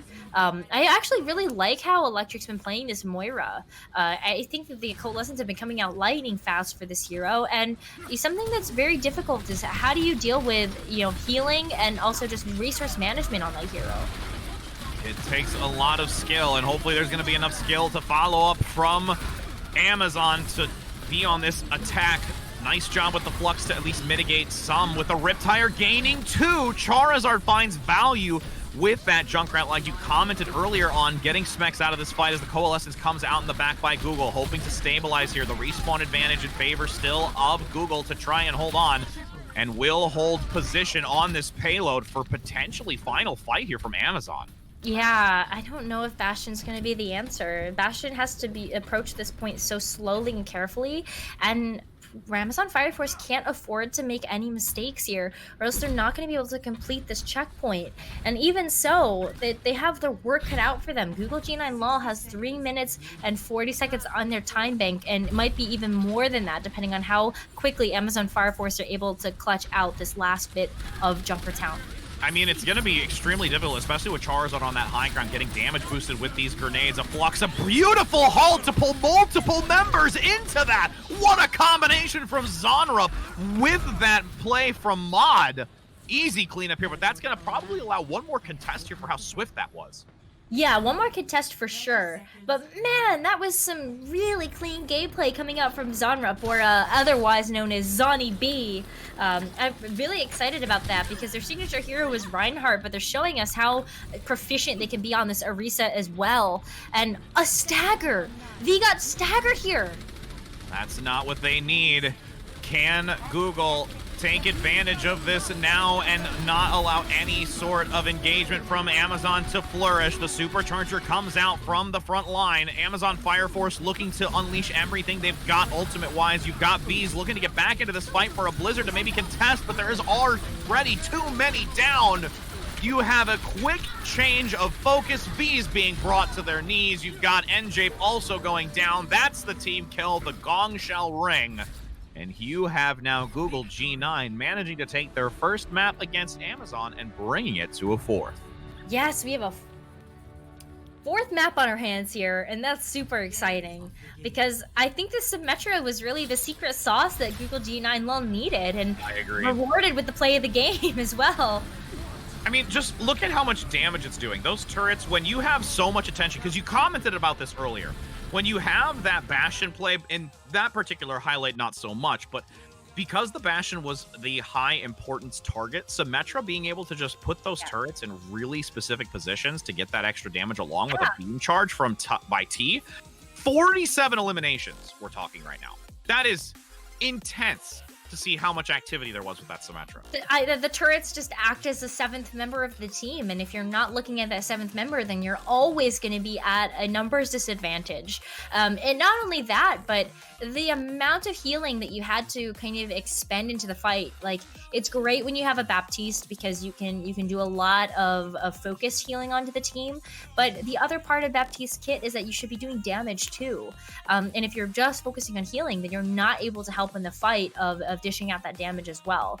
And so, and also with Mercy, because she's gotten a couple of nerfs to her in the past, she just doesn't do as much healing as she used to do before. So all the extra damage always helps in the interim. Trust me, I know that people are thinking out there, yeah, we are still waiting for that patch to come through where Mercy gets that bump of healing. It can't come Yeah, I soon know. enough, friends. I mean, you yourself enjoy. I mean, I've seen some great cosplay of Mercy, so I know that you'd love to be expending out some more healing as well. I do like, you know, playing Mercy every once in a while. I'm more of a diva fan, I but know. I like both of the heroes. I like all of the heroes in Overwatch. I don't think there's one that I'm particularly not fond of. Well, I mean, I know I stick with my tried and true Orisa, but what can I say? Yeah. As now, I know I'm such a wimp. It's so bad. If we were to look at my career hours, it's far too many to even count. I used to be a Widow main. But that was a long time ago when I first as we're gonna be actually what was it? I think I've got over like 250 hours. 304 hours. Yeah, of that's Orisa. I'm trying Okay. to make the Orisa mains proud, friend. They're super proud of you, Rich. They're super proud of you. But as I digress from my overwhelming obsession with playing Orisa, we're actually going to be going to Volskaya Industries here because we are entering into an assault map. So we're going to have a little bit of a side swap as well. But, you know, Volskaya Industries, again, another one of those where there's a high hitbox. There is a definite potential for more Pharah and Echo play. But I'm seeing a transition from Amazon, which was using heavily that aerial position, transitioning really towards this Mei play and that Junkrat, and it's still yielding a lot of value for them. Yeah, Mei and Junkrat are surprisingly very good heroes to play in tandem. You've got the Mei wall that can help you kind of just ricochet those grenades off of the wall, off of the other structures in the map, and it makes for a very difficult time for the opposing team, especially if they get caught between a bomb and a hard place. So... And again, we're going to have Amazon Firefox again on the attacking side. As we said, there was a side swap with Google G9 Low on the defense. And, you know, coming out for the defense here, I'm not going to be surprised to see Charizard if they pick up that Mei again, because it really did work out very well. Again, with this being an assault map, we always do have those somewhat interesting compositions that can be a little bit more unique, because I think all of us still to this day find that assault is so fun to play. I was trying to think of, because I've got clever names for drawing on all the other assault maps. Right. Dragaya. We're going to Game of Thrones now. Dragaya. Yeah, I don't know. I don't have a clever one for this map, but hopefully that's not where we're going. I maybe expect to see some extra rounds come in here just because of how evenly matched these teams are. And oftentimes on Assault, it comes down to just the ultimate economy. Who has enough juice, who has enough gas to get through and really capture those points. So really interested to see how this one goes. But Charizard... not on the Mei, even though we're at the chilly realm of Volskaya, but the Junkrat. And I like the Junkrat. The Junkrat, I think, is a really good pick, especially with this early choke point that can, you know, take a lot of damage. A lot of damage for sure. And I wonder how Amazon Fire Force is going to deal with that. We actually see them go... Oh! What? Just get caught off guard? Yeah, early advantage here for Amazon. What a great pick. That flank from V is also with Smex on this McCree. Just really doing a stellar job picking off too early on Google. And you're going to see actually T take a swap. This point, Google's just going to have to abandon it and try and reset and basically start the game from point B. Yeah, TGSB goes ahead to the Sombra. You've got Charizard going over to the Mei, and even Maud William changing things up as well, going over to the Zarya. Really looking at using the Graviton Surge as well as just the High Charge Beam to just kind of beam down this Pharah play coming in from the skies. But V is 50% towards the Rocket Barrage here, and Panda Logic is ready with that Nano Boost. I mean, Specs as well with his Deadeye already online, and now you have Panda leading with that Nano. Like you said, Specs cleaning up onto Mod. There's some contest by Google playing forward, but these rockets are just causing such disarray to this defensive side of Google, and they're really not even near any ultimate. It's only going to be TGSB with it, but the Rocket Barrage, as you said, it going to be generated, cleaning up here. This is just a dominant play from Amazon. Ooh, it's not over just yet, though. There is a significant defender's advantage for Google G9 LOL, and Johnny B did have the Immortality field out, so people can get here. Charizard can contest this point. Yeah, that was a good cryo freeze to make sure to hold on to, kept making sure that there's a chance for that charge to come through by Zon. But again, the focus fire is critical. All 6 members going to be hit by this EMP, and the pile drive trying to get some damage and stun crowd control, but it's really not going to do anything. The spin to win could not come out in the center, and that will be a just under 5-minute time bank for Amazon on Volskaya. Extra rounds incoming? Incoming! I definitely think that Google G9 LOL aren't out of this one yet. The defense didn't look the way that I think that they were hoping it would go, but it's their turn to attack now. They're a powerful team. I mean, it's more so I'm curious of how Google's morale is going to be after that one, and seeing if they can, fortify themselves here on this early point. Again, Amazon had, I think, just that upper hand with the Pharah play. And now that you've seen that come out, Google can respond to it. And I don't know what they decide to do with it. I think that Electric maybe going over to the Moira is definitely going to help, and maybe TJSP as well, using a Symmetra strategy to go around and surprise Amazon Fire Forest where they're coming from. That might be a key to success for them. It could. I mean, the other part, too, is I would be, again, we see... I mean, you've got this Symmetra play, which is, again, it's a high risk, high reward. And Amazon Fire, I think, is capable of responding to this because of how well their reposition is that we've seen multiple times when, tactics come out that are a little bit unorthodox. So I'm really curious to see how, because if Amazon doesn't see anybody from Google coming through that doorway, there's going to be an inclination that something's going to happen. Yeah, and that's where the mobility from the Pharah comes into play to just go and scout. So we'll see whether or not TJSP decides to stick to this Symmetra for the long haul, or where they even decide to put this teleporter. Wow, just bypassing the entire front. Yeah, they're going to take that high ground near that catwalk. Those windows going to be heavily blocked by the Reinhardt shield, and this rotation is going to be critical now from Amazon, trying to fall back, but that small mini room with the Mega Pack is going to be very useful for Google for an extended period of this fight. Now you've got, but a Bionade lands onto 4 and does not allow any engagement favor to Google right now. You've got at least still some fight left, while these supports are actually doing work for Google. Johnny B and Electric, hello? They just carry the team on their shoulders through this fight. Yeah, they really did. And then TJSP getting the cleanup right now on the Symmetra, taking down that pharmacy composition. And I gotta say, well played, despite the early disadvantage. I'm sorry I doubted the health pack room strategy. I just looked at that and I said, there's a Pharah in your face and you decided to go into a room where they can just fire rockets at you. And that's where I got concerned, right? But no, I totally disrespected Johnny B and Electric in that situation. I am so sorry. That was fantastic gameplay, and I hold my reservations. And I mean, they're going to definitely carry over with 5.5 minutes with that gameplay, as V is still going to try and maintain this high ground position. Coalescence leading in. The Rocket Barrage actually very high overhead.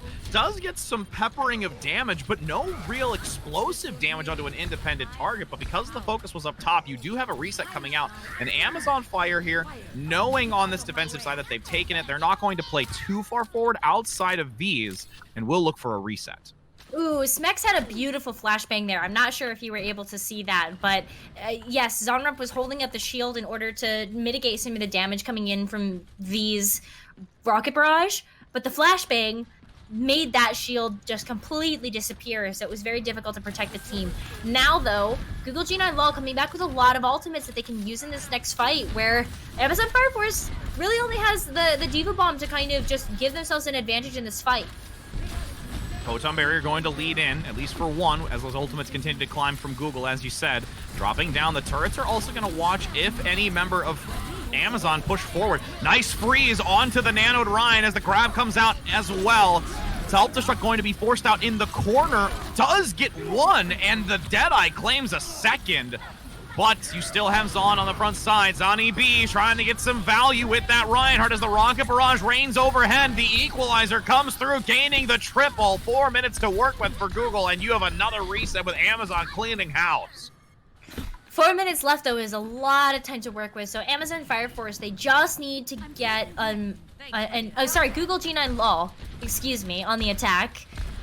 They need to get some ultimates and really work up to those combinations. And the combination might just be the Graviton Surge and just ensuring that hits. But Electrical, you have to... Going ham! Oh my, the chase is real on the outside, drawing attention, but V's still finds a flanking position to deal damage and shuts down Google. If that is not the most admirable Moira play I have ever seen in a competitive game, I just am baffled. Oh my god, Rich. Electric is such a mood. Oh, such a mood. Oh my god. I'm just laughing at that so hard. I mean, you know, it's okay. That's what I see in some quick play, so we'll allow that. We feel like we're home now, friends. I mean, you got the 5 gold medals and a coalescence for Farah, so... why not?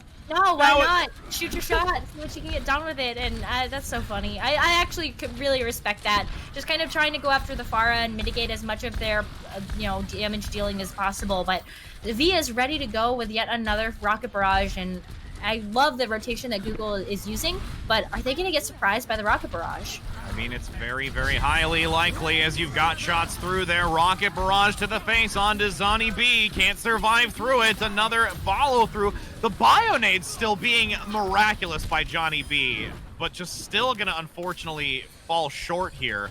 As the res comes through, another reset by Amazon, and you already see almost 4 minutes off the clock, and Google is just struggling right now. I really want to see Google just kind of come in with a full slate of 6 ultimates and say, like, hello, we're here, like, let's go. And I think that the 6 ults knocking on the door is something that Amazon Fire Force or even any team of any level would be very, very difficult to deal with. Yeah, we just need to hit the gas pedal. Green means go on a full 6, and that's what's gonna really have to hopefully help Google here. I mean, green means go, Google, Geo, Google, go. You're reaching. I see what you're going for here, but your conspiracy is reaching for straws. The feeling lucky button is definitely a go-to as the ultimate starts to exchange. You've got the Earth Shatter early by Amazon as T looks to maybe find some value and at least does take down the Farah. Coalescence, though, vulnerable. Self-destruct gaining 1 here for Amazon. Minute and 20 seconds. A Nano Cowboy will get some cleanup. And now we're in last fight territory where Google G9 looks to hopefully have their final attempt to keep this into extra rounds. But that was a really heads-up play from Google G9 LOL. They forced out every ultimate that Amazon Fire Force had for the defense. And here's the I'm feeling lucky button. I mean, they're just hoping not to get barrage in the face again, and that's really what V's is trying to do going into this last fight. But there's already an early pick onto Electric. There you go. You're going to use a coalescence in me. I'm going to shoot you with a rocket, friend. So there's a fallback here, and needs a reset. No, they have to. Yeah. No, they do absolutely have to, but Amazon Fire Force is chasing after the kills.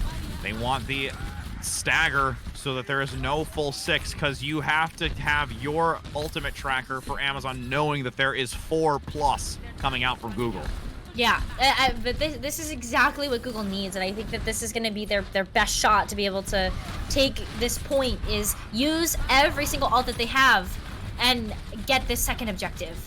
Dropping down low, V's gonna go for the rocket barrage in the back, but great Bionade to survive through most of it. Only does get 1 as the Blizzard comes out on the backside. T also going to find the Deadeye onto Smex on the high ground. Google has to press on the pedal to try and touch this point, and they're not! Oh, it comes up short! Amazon Fire Force will be able to take Volskaya Industries and move on up to that grand finals. Ooh. What a play, though, from both of these squads, and it's not over yet. Remember that there is going to be a 3rd place match happening off screen, so Google G9 LOL still has a chance to win money for their charity. Indeed they do. They're securing it. They're at least going to be able to give something towards it. Again, that 3rd and 4th place.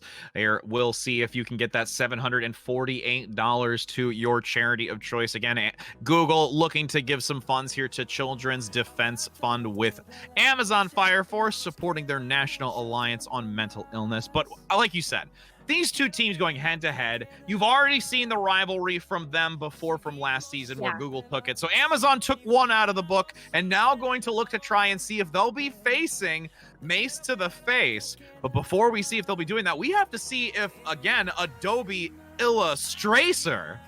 Yes, that's right. Illustrator. What a name. I'm sorry. I love that. I'm going to say out of all the names, I think that one I just love the most. I don't know what it is. I love it. But that's who we're going to be seeing next, friends. And as we have Amazon taking this one going into the grand finals, we'll be able to see if Adobe Illustrator, I'm going to say that still wrong, Illustrator or Mace to the Face will move into the grand finals. We have that game coming up next, so don't go anywhere as we will bring you some more Overwatch action and see who is entering into that grand finals matchup.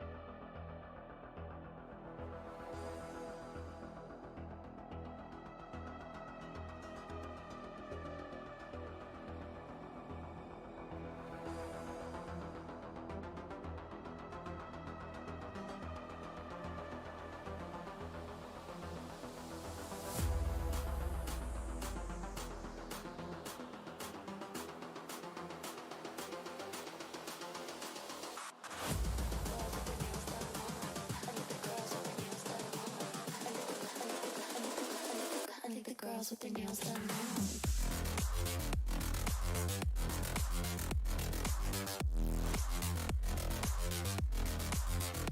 Girls with their nails done.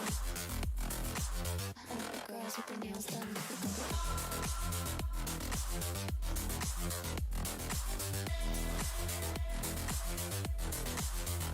Girls with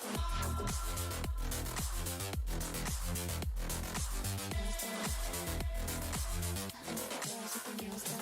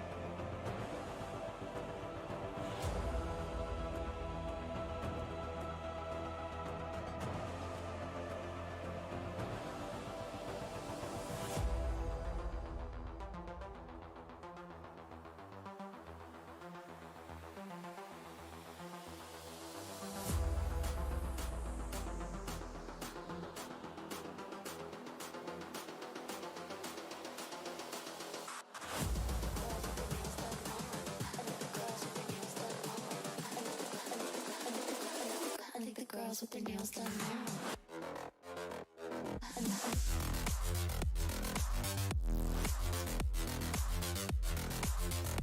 Girls with their nails done. I think the girls with their nails done.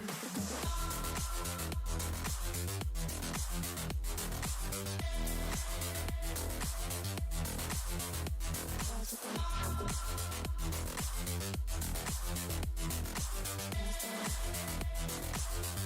girls with their nails done now.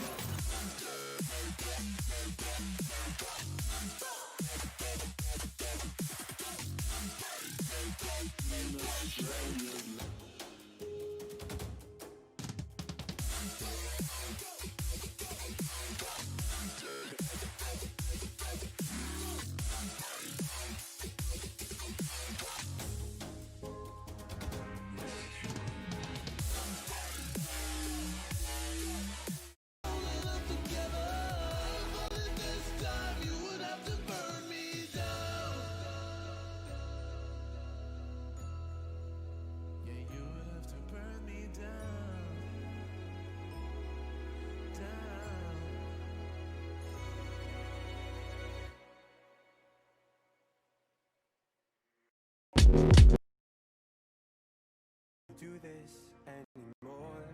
Now I'm lost without you. You drive me crazy out my mind. How'd you do this every time? Now I'm lost without you.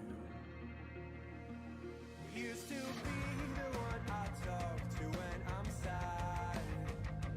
Can't you see now tainted love is all we have? Our issues run so deep now when I try to sleep. Hello and welcome back, everybody. As we've already been able to see two amazing teams go head-to-head, Google G9 LOL and Amazon Fire Force. We've seen Amazon Fire Force move to that grand finals, but now we have Mace to the Facebook and Adobe Illustrator coming up next, Necra.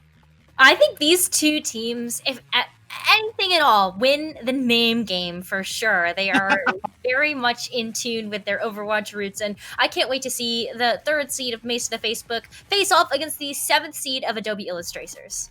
And again, for those that might not know, it is Mace to the Facebook having their charity be Doctors Without Borders, while Adobe Illustrator is having their charity be Child's Play. So again, these two teams fighting to see if they can get into that grand finals for either the 1st or 2nd place donation value, which is again $4,488 for prize number 1 for that charity, and then for the 2nd place is $2,244. And it looks like these two teams are going to start out on the map of Lijiang Tower that we just talked about, which again is a best of 5 here, Necra. Yeah, and something that I think is really interesting about that is let's talk about Mace to the Facebook first. I think they are very much more of like a rush-centric composition where they'll have a Lucio, they'll have a Reinhardt, and they'll probably end up having a Zarya as well. And that's going to bode really well on something like Control Center. But if you go over to Adobe Illustrators, they have more of that flexibility with the dive composition, which you would want to see on something like Gardens. So it's going to really depend on what stages of Lijiang that we pull for this that I think is going to dictate who takes this map home. Well, and again, it's nice to also see something a little different. We actually saw Oasis earlier where we had, you know, those multiple maps specifically with the environmental opportunity with those vehicles on the outside, Gardens where it has that high ground positioning. But seeing Lijiang Tower, you know, again, there's a lot of different uniqueness to this map. It's nice to see something different, change it up a little bit, because we've actually seen Oasis quite often, especially when it came to Amazon. A lot of, you know, other teams in the pre-existing playoff chose Oasis. So seeing Lijiang is a nice variation to that, like I said. And I would be curious to see what that first map is going to be and coming out to this, and just, you know, taking a look at both teams here and just looking at their rosters. You've got a really nice selection, the high pick characters, though the one that I'm really looking at specifically, which is a Ashe and Reaper play, is coming out from Call, who is on Mace to the Facebook. I like the Ashe being in that wheelhouse of character usage. Yeah, I think that Ashe, it offers a lot of burst damage. So that's kind of what you're looking at from the Ashe's perspective. And that's really what I mean by you have this very like Reinhardt, Zarya, Rush style of composition from Mace to the Facebook if they're going to go with their signature heroes, just because you've got lots and lots of those characters that can do burst damage and also just fit with the team. The Reaper plays along with that really nicely too. And as we do wait, I believe they are just getting the confirmation to enter into Lijiang Tower again. Like I said, best of 5. And we're going to get this underway. So let's see what that first map is going to hold for us here. I'm hoping for Gardens. I'm just going to shoot and throw it out there, and maybe I'm right. I'm right! I did not cast a curse myself. It's okay. Now I've lost all of my good luck. That's going to carry over into any other sort of assumption. That's how it goes when you're casting, you know, just the good old cast a curse. But you didn't cast a curse this one. We are going over to Gardens, and this is kind of where I was talking about that Adobe Illustrators might shine, just because they do have more of those divey heroes that are in their hero pool, especially when you're taking a look at the fact that you do have a Tracer player in Yum Yum. And look at that, almost instantly locked in. I mean, let's be real. If you didn't have a Tracer player with this name, I'd almost feel like it was not a good choice of selection. Like you were just trying to make the title work. But we also do see Dan Dab as well going to look to hover over this Echo play, which again, we did actually see not too much of it in the round prior, which we saw a lot earlier in the playoff regions from Amazon. So I'm really liking and looking to see how Dab is going to really use this character. Yeah, and because there's a lot of great targets on Mace to the Facebook, I think that Echo ends up being fantastic. Like, the duplicate could be used for any of the characters that are on the field currently, and it includes characters that are on the other side. So Reinhardt, a great choice for that. And look at the brawling nature. You really can't see Adobe Illustrators meet them in this white room.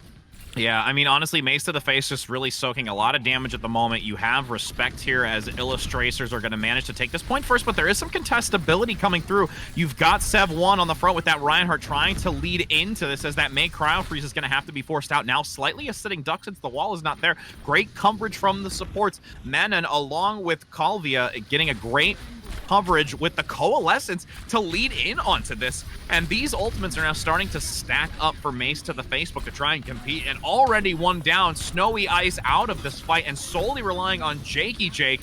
which is still getting a lot of healing from the supports in the back, and that self-destruct might just be potentially available for use, is going to be dropped, but will not gain any value. A cleanup now coming out from Illustrator, and does get a lot of work with that Yum Yum play. Wow, just like that though, it looks like Mace to the Facebook is making a name for themselves in here, as they just used 2 ultimates and got tons of value from it. I mean, but look at this 40% at least taken up. Even if you have Mace of the Facebook claim it back, the Deadeye in the end comes out from O'Malley. Won't get any kills, but the follow-up here onto the Winston and Moira will. 50% just over it now for Illustrators, and at this point, Mace is finally hoping to try and take this back and get some percentage of their own. Yeah, not after Adobe Illustrators were able to capture 60% and counting though! The Winston just jumps in through the window! Yeah, the primal range again, it's at this point, we see it a lot of the time, just trying to really run that clock as much as possible to give the team of Illustrators an opportunity to come back with a hefty amount of percentage, and 71 is a great stall game.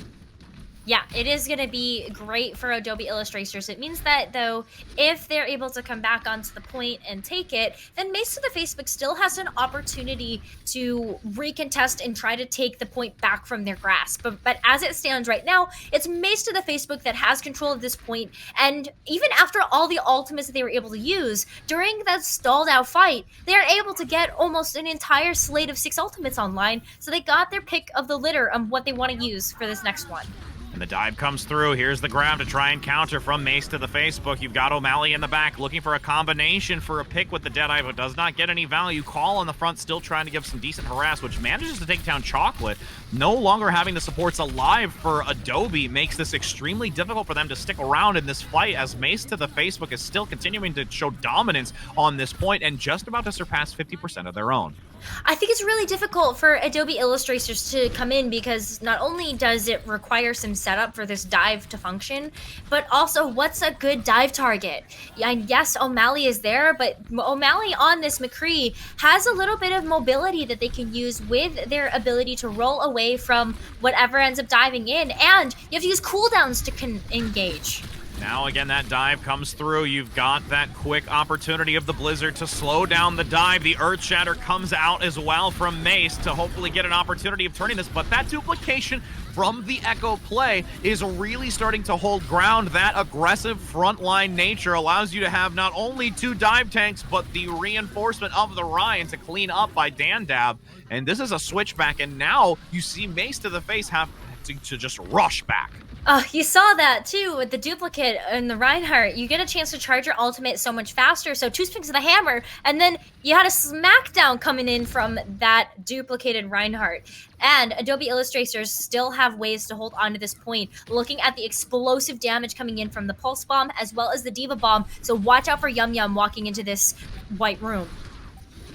Can there be an opportunity from Yum Yum with a Pulse Bomb getting a lot of value? Does get onto both tanks, and one goes down immediately. That's the value you need from that explosive Pulse Bomb, with the Tracer really demonstrating its worth. The self-destruct also claims another. This is a difficult moment now for Facebook to try and get back onto this point to try and compete. Coalescence leading in for the survival, but Dandab gets the double. Those sticky bombs doing a wonder of work on that back line. McCree no longer able to stick into the fight with a cleanup here. Chocolate dispensing a ton of damage in conjunction with Dandab, and that's going to be map 1 on Gardens here, going to Adobe. Ooh, a super, super tough fight though. And Adobe Illustrators weren't able to take that one without a fantastic showing coming out from Mace to the Facebook. And as we move into Night Market here, this is where things get a little bit tricky. Do Adobe Illustrators decide to stick to this dive composition, or do they go with something that is a little bit more rush-oriented, like Mace to the Facebook? Because you saw how difficult it was for Adobe Illustrators to find a re-engage once Mace to the Facebook took control of the point. They had to play it very carefully, and this map doesn't provide nearly as many opportunities to dive into the backline, especially if Mace to the Facebook gets to that point first. Well, and you're also going to have a slight advantage. Actually, there is a rotation off the Lucio, so the movement actually isn't going to be as quick for Mace to the Facebook. Thought there was early. Now the engage begins in the backside. The dive comes through by Adobe. You also have the rotation by Dandab on the Echo, trying to just get behind that shield, but having a difficult time doing so. And this is another opportunity here for Mace to the Facebook to hold on to this point and wait for Adobe to dive in. And they're waiting for Yum Yum to get into a good position in the back line before they engage. And look at that quick engage on the supports, just knowing to try and get them out of this fight early, but both O'Malley and Call right there to respond to this dive, and definitely knew that that was coming out in a matter of seconds, and will look to try and claim this point first. Yeah, oh my goodness. What a play coming out from Sev1 on this Reinhardt, really leading the charge here. And from all the damage that they were able to do, knowing that a lot of healing resources were being put into the front line, they were able to just kind of swing their hammer, and now they've got the Earth Shatter. And what really can Adobe Illustrators do against a Reinhardt Earth Shatter? Yeah, they have a monkey bubble, but that's not necessarily going to be enough to deal with this Earth Shatter, especially if it's not right on point. There's a really kind of separated dive coming through with that Winston play to the outer corner. Snowy Ice still getting some decent value, though, as Dandab gets also an extra boost forward with the duplication onto the Reinhardt. Nice res as well from Deer Charm, getting Chocolate back up to continue stabilizing on this point. Will take it back. Adobe in a good spot to turn this back around at 41% from Mace to the Facebook. They have turned it around, and Adobe Illustrator is now able to take control of the point and also utilize this high ground right by Mace to the Facebook spawn just to really set up here. And it's Yum Yum that I'm looking at again, ready with a pulse bomb and looking for the target on Mace to the Facebook.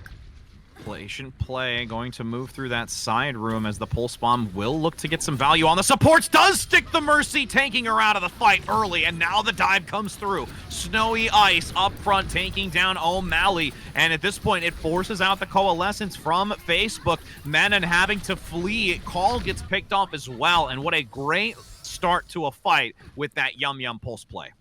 Yeah, I mean, taking out the Mercy means that you're taking out a significant source of healing from Mace to the Facebook, but Mace to the Facebook has a lot of ultimates coming into this next one, potentially 5 online that they can use to really overwhelm Adobe Illustrator's defenses. Turning again, is there going to be enough? You've got the dive to the side from Icy. Not going to get too much value with that Tesla Cannon damage as the boosted Deadeye gets one. Blizzard going to be committed as well by Call. Not wanting to overextend too many of these ultimates. The self-destruct comes out with the D-Mech. Not going to get any kills. Breaks down a decent amount of that shield from the Reinhardt, but the duplication is going to be active. You see Adobe hoping to get some serious exchange value with that duplication, but it falls short. No grab generated. 75% as Adobe has to fall back to try and compete. Yum Yum along with Chocolate working in tandem with Snowy Ice on this Winston to hopefully try and compete. The pulse bomb does get the Zarya on Derek out of the fight, but that is still not going to be enough. And the Primal Rage hoping to really just dislodge that backline position of the Coalescence from Menon. But this fight just still ensues, and Facebook is starting to slightly take the lead here. Yeah, I think at this point, the reinforcement from Adobe Illustrators are just there to buy some time off of the clock to get it to 99%. But that's exactly where Adobe Illustrators will be rewarded, where they just need to kind of take over one more fight, take back control of this point, and then the map will be theirs. Mace to the Facebook has to play this out flawlessly, but they have the ability to do that. They do have a Blizzard, and there's no defensive ultimates on the side of Adobe Illustrators, and there's no way to really get out of that Blizzard unless Jakey Jake decides to eat it. So Call has to really read the room here to hit this Blizzard and make this next fight count. And as that positioning on the inner wall in the back is active, you see now the dive coming through from Icy, having a difficult time getting any sort of value. The Blizzard's going to be thrown right in the dead center, and you see this quick momentum forward from Facebook, but at a large cost here, still getting a double kill, as Call gets a triple, mind you, with that Blizzard. What a great defensive hold here. Derek going to commit even the Graviton because there's 15% to go. They're just throwing everything out. And why would you not? Because they have such firm control of the point right now, and they know that the Graviton is going to end up netting them staggers to keep control of this point. But, oh, whiff of a pulse bomb. That was going to be kind of the last piece of Mace to the Facebook's kit. Can Adobe Illustrators get back?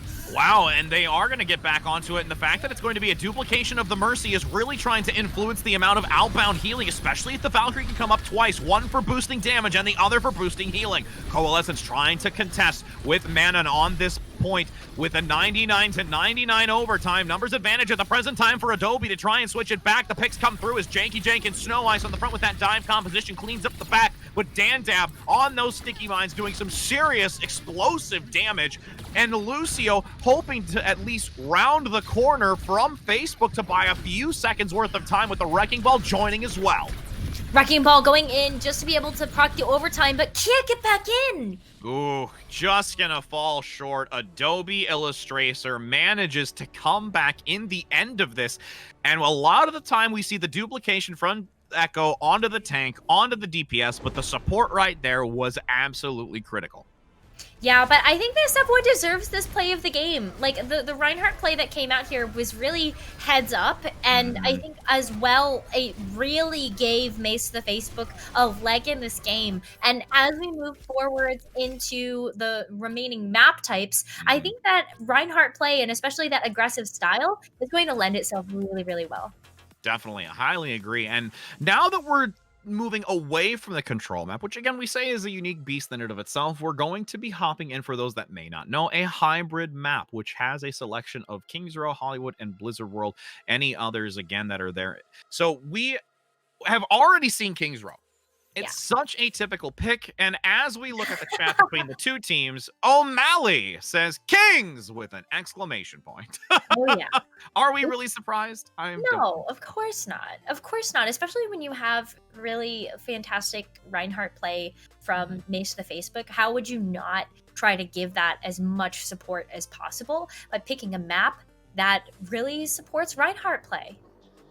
I mean, the other part too is, as we've taken a look at the composition from Mace to the Face, I think that it also leans to their strength, not only because of the Reinhardt. You made a very, very valid point when it came to how well that Reinhardt play was, but also I think just how there's the opportunity of seeing a McCree play potentially come out here.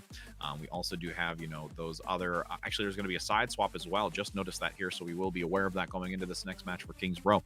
But also really to, I mean, kind of compete against the Echo here, because even though there's a lot of verticality to this, when you get towards that payload phase, some of those corridors become a lot more narrow, and I think that that's going to be also potentially problematic for that Echo type of play, even with the Pharah as another option as well, who plays a lot of that verticality. Well, you saw Dan Dab multiple times using the duplicate ultimate, was choosing to target down that Reinhardt, and every single time you saw another Earthshatter come out. But more importantly, that Reinhardt choice adds so much sustain to the team because of how high that hero health pool is and the shields that it has, that especially on Kings Row, when you have a main tank player that's a little bit more comfortable playing the Winston as a part of a dive composition, then you may as well go ahead and use the Echo to get yourself a Reinhardt yourself. I mean, when you see two heavy dive champs and then a Reinhardt just flailing a hammer, I mean, that's scary. That's scary to anybody. You've got a scientific gorilla, a giant mechagon, and then a duplicated looking image of yourself. I mean, you're basically looking into the mirror and hoping that you can sustain. Because now we do hop in. Again, there is a sign swamp here, so we will have Mace to the Facebook on the attack first. So let's go ahead and take a look at Adobe here on their defensive composition. Really doesn't surprise me that they're actually going to bring a Reinhardt of their own. Means that we might have a situation where we see two Reinhardts on this team at one given moment in time.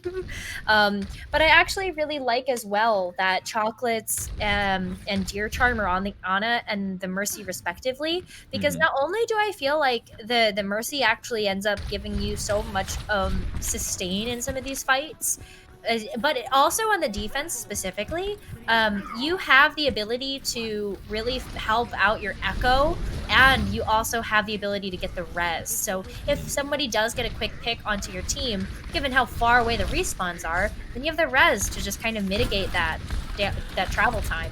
Ooh, especially with how quickly Chocolates does get taken down. Deer Charm has to get that res back up, expends it early. So it is still a 6 versus 6 at the moment. Jakey Jake getting also very low on the front, but nice sleep dart onto Sev 1 to shut down that aggression and keeps Jakey Jake alive. As press comes out once again from Adobe onto this point to hopefully force this team of Facebook back. This corner play around the hotel is becoming so difficult right now with Coalescence hoping to lead into this, even though there is a takedown onto O'Malley and also Sev 1.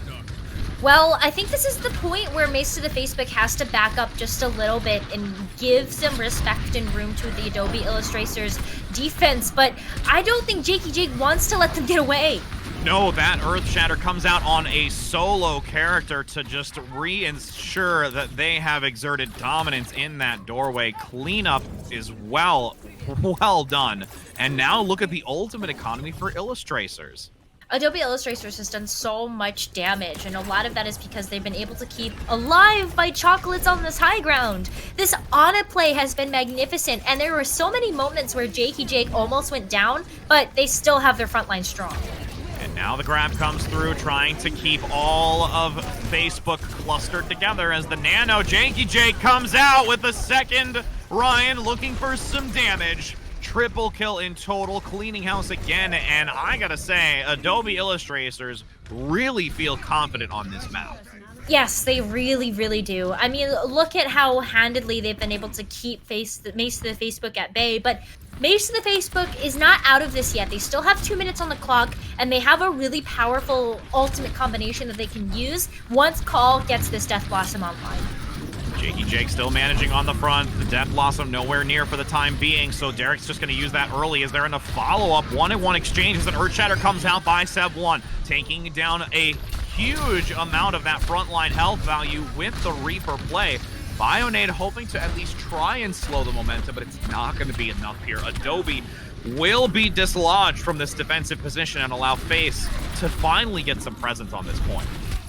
Yeah, not after, though, Adobe Illustrators was able to buy as much time off of the clock that they did. But really, the downfall there was Mace to the Facebook did a fantastic job of separating Jakey Jake away from the team. Without a Reinhardt there as a part of your squad, there's nothing to protect you from that Earth Shatter. So fantastic work from Mace to the Facebook. They're able to get this cart rolling, and they have both DPS ultimates online to keep up this momentum.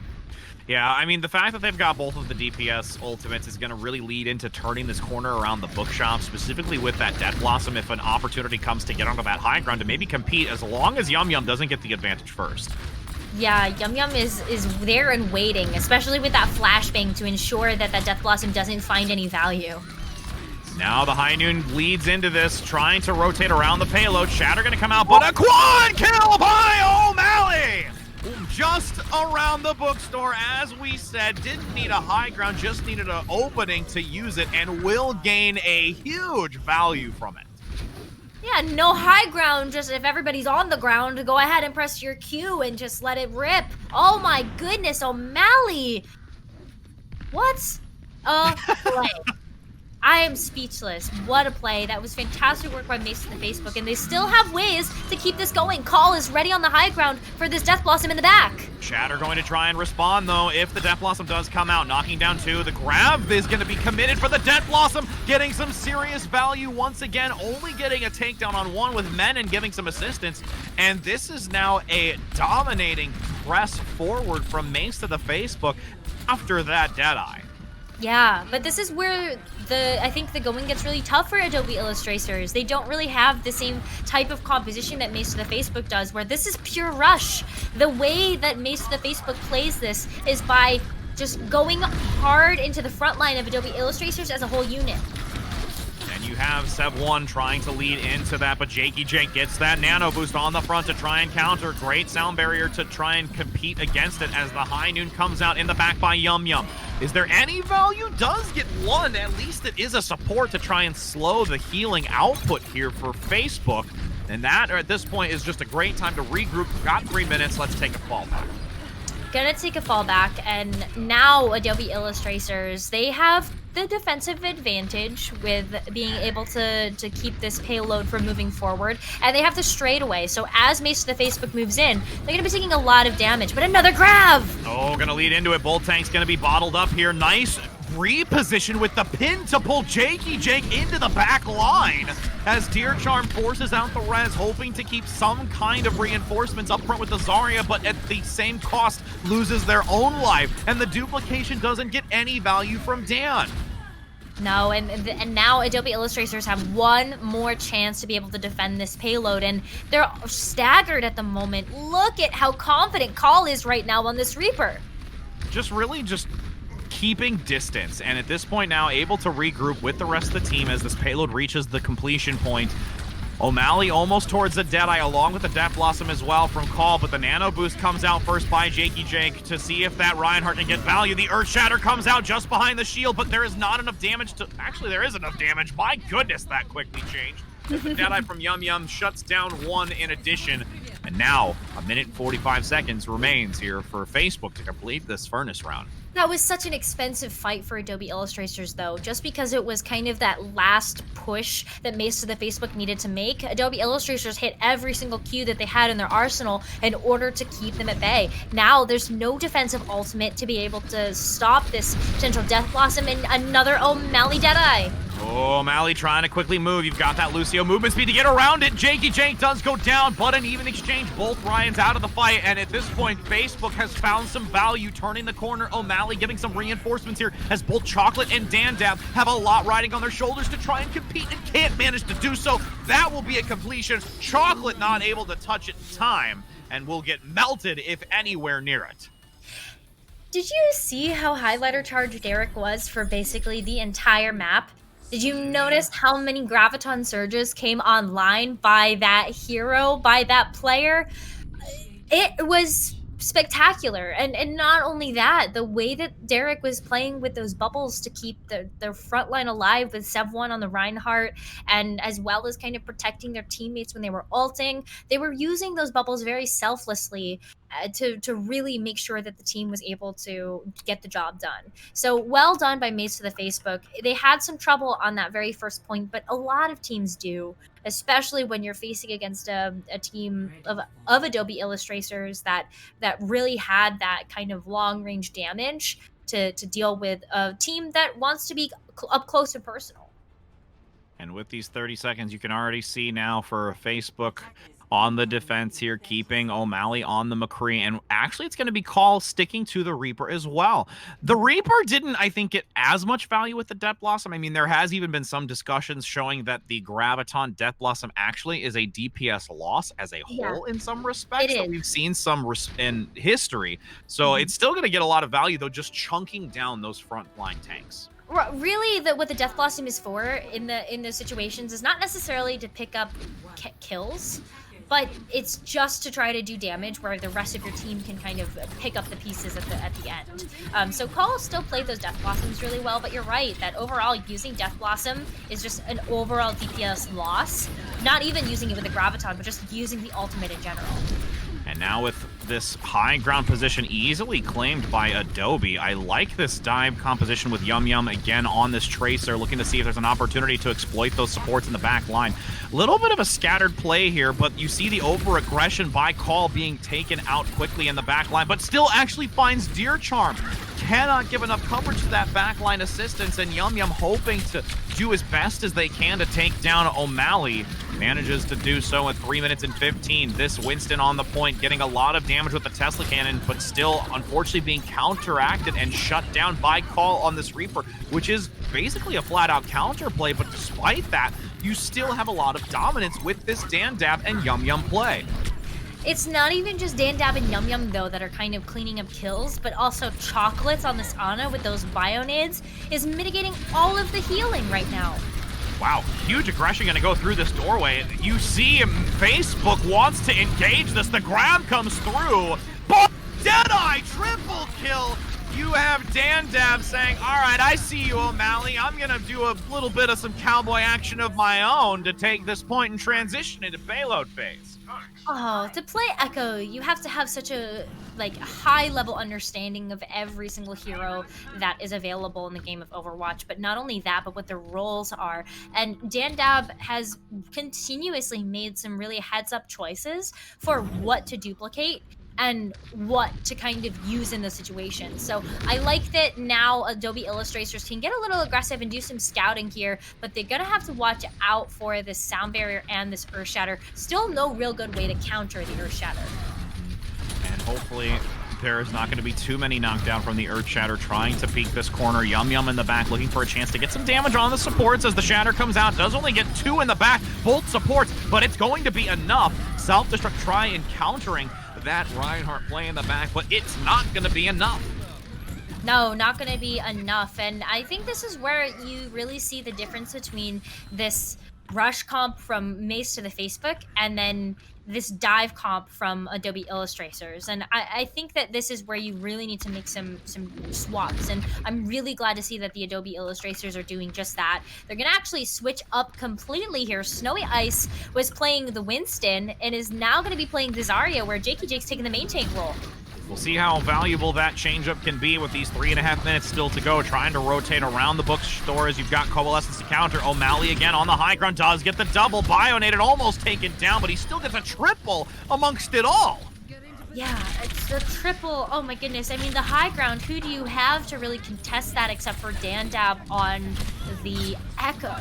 It's really, really difficult, especially once you've moved off of those high mobility tank heroes of the Winston and the Diva. You know, how do you contest that high ground? So the way that Adobe Illustrators really needs to play this is maybe send Yum Yum after them just to contest it, or even just get the kill with the pulse bomb. And now with Dandab having the duplication, we'll see if it's going to gain just as much value as it did last time. O'Malley already taking down Yum Yum on the Tracer. Shatter comes through, gets 2, and there is another cleanup by O'Malley. And honestly, you just see so much more aggression by Facebook, and it's yielding a ton more value than Adobe. Oh, really? They're playing to their namesake, Mace to the face, right? But no, well, I mean, there is a Brig, but that's on the opposing side. Hammer to the face. Yeah. I mean, it works. It's a stretch, but it works. But yeah, there is going to be a swap up here. Dandab going off of the Echo to go to the Junkrat, and then Deer Charm now off of the Mercy, and yeah, gotta stick it to him a little bit with this Brig. Ooh, and the grab's gonna come out though to try and see if there is a combination with the Death Blossom. Mayhem takes out Call, but really at this point it's still in favor of Facebook, even though there's a couple picks amongst that completion of the fight. And in 2 minutes to go, this is just so difficult for Adobe at this present moment. Yeah, it's hard because if they want to keep Yum Yum on this Tracer, where's the synergy right now? The way the rest of the core of the team is really kind of trying to match that of Mace to the Facebook, but they don't have the same speed with the Lucio, and they also don't have enough point presence because Tracer really wants to be in your backline.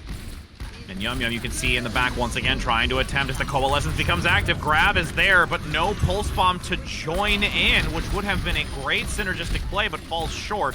O'Malley cleaning up once again with Call, and the 2 DPS from Facebook with, the Riptide, it's gonna get hit by the Fire Strike. Again, the front line giving so much space to survive through any sort of ultimate usage from Adobe is just constantly causing them to be shut down. Well, a lot of that is Colvia. Colvia on the Lucio is able to help to kind of micro-maneuver the team with this Lucio speed just to get out of the way of a lot of these things. And yeah, if you're faster than the Riptire, then you have a lot more time to be able to actually talk about it and make sure that you can get out of its way, right? So now, Adobe Illustrators, with 60 seconds remaining, moving down to 45, they have to make this Earth Shatter count. Oh, and not only that, you have to watch out from the back. O'Malley gets the collapse onto Chocolate, trying to take them down with a flashbang. The 1v1, Yum Yum actually on the McCree gets some value up front, and despite that great rotation from O'Malley, it did not yield any value. No, but Derek's able to get away with their charge. Saw the rest of the team fall and said, you know what, I don't think I want to be in the same position as you. And as a Zarya, I really value being highlighter. Thank you very much. Adobe Illustrators look like they're going to be able to get to mostly the end of this point. But, ooh, nice block. Ooh, that is going to be critical to allow Jakey Jake to move forward with the payload. It is .01, and it is still a cleanup fest for Adobe to reach this checkpoint in the overtime, finally getting all of the rest of Facebook off the point. Minute and 30 seconds to go. It's not a lot of time, but still enough here to complete this round. We'll be able to complete it, but then what's the win condition for either team? It's just kind of trying to either keep Mace to the Facebook at bay or what have you. We'll see, though, whether or not Adobe Illustrators can finish this with some time left in the bank. If they play this flawlessly, they might have some time left. Oh, but Facebook gonna lead in with the Coalescence along with the Deadeye, trying to round the corner as the rally comes through by Deer Charm, but Riptire won't gain any value either. Ultimate's being stacked here, and with Yum Yum also not available, there is no opportunity to find an opportunity with that Deadeye. Nano Boost, I don't feel was a need to use by Chocolates, which is unfortunate to not have carry into this next fight. I would agree with that. I think that was just a little bit of like a panic button situation, but that's okay. I think that the Nano Boost isn't necessary when you have Yum Yum's Deadeye ready to go. You also have the Earth Shatter, and you have Snowy Ice's Graviton. So I think there's definitely a way that Adobe Illustrator finishes this point. Ooh, Colt barely escaping as the grab comes out to pull them all together. Dandam along with Snow Ice getting so much value up front. This is going to lead into that. You see the sacrifice on Derek to try and regroup as a full 6 as this payload rounds the corner and looks for that golden box of completion. Jakey Jake's making a choice here. Can they get the Earth Shatter before they come out? Maybe, but there's far too many on the opposing side. You're gonna have to see the regroup. The Earth Shatter comes out from the back. Snowy Ice gonna get taken down, but a Bionade Shatter in return! You've got Jakey Jake coming back, bringing some massive value to that. Cornering O'Malley. Is there going to be enough as the bash comes through from the flanking side from Deer Charm on this Brigitte, yielding so much value in these last minor seconds, under 3 meters to go, and it's only the Diva play by Derek trying to sustain near it as the Sound Barrier and the Wrecking Ball come out. This is where the spin to win might just happen for Facebook to keep it alive, but this is a tall order with the respawn advantage. Oh, the respawn advantage is coming in so clutch for Mace to the Facebook right now that they're starting to outnumber Adobe Illustrators. But Deer Charm gets that rally in time, trying to reinforce the remaining members to buy some time as the numbers change. And no, it's not going to be enough. You've got that knockoff and no ability for Adobe to get back onto the point. So Mace to the Facebook will take this Kings Row map, making it a 1-1 map score. So clutch coming out from Mace to the Facebook. They really understood where their team would shine, and that would be on Kings Row. Knowing the style of composition that both teams like to run, Kings Row heavily favored Mace to the Facebook. And that duplication just showing up that quad kill that we saw earlier coming out from Adobe. I mean, I guarantee you Adobe was feeling like, it's okay. They may have won. I got the play of the game. No. I got a duplicate of your McCree, and I'm going to show you exactly how it's done. It's always fun to watch those Echo duplicate plays. And I do have to say, before we enter into this next one, it is going to be a short break to allow these two teams to have a moment and prepare to see what that next map selection is, which is going to be an escort. So don't go anywhere, friends. We've got more Overwatch action coming to you soon to see which of these teams will advance onto the grand finals.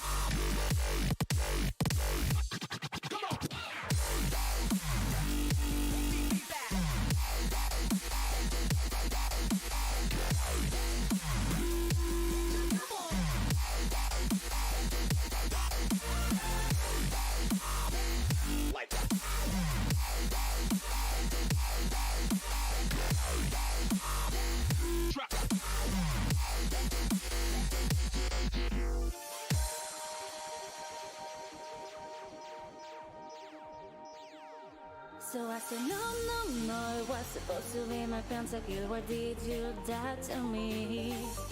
I killed alone, 1, 2, 3 for champions. I can't believe you're falling. No, it was supposed to be my pentakill. Why did you do that to me?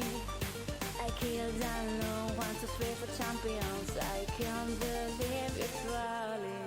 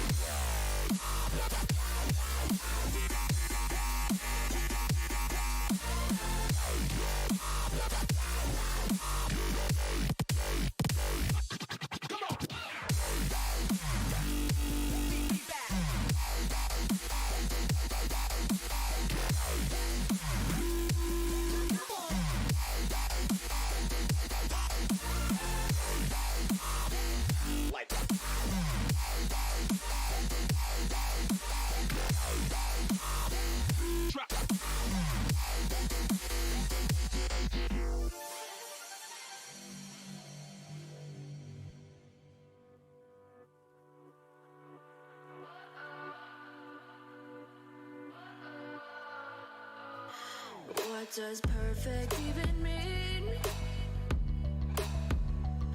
Is there even such a thing? Ooh, can we switch up all the rules and imagine a utopia? Darling, I'm just so fed up with these expectations. They keep weighing me down.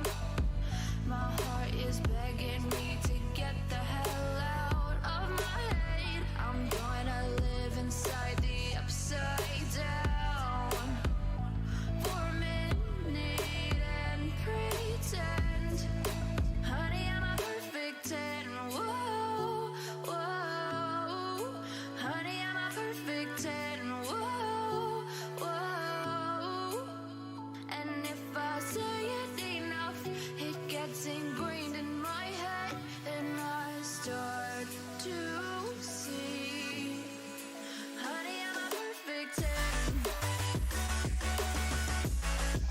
Honey, I'm a perfect 10.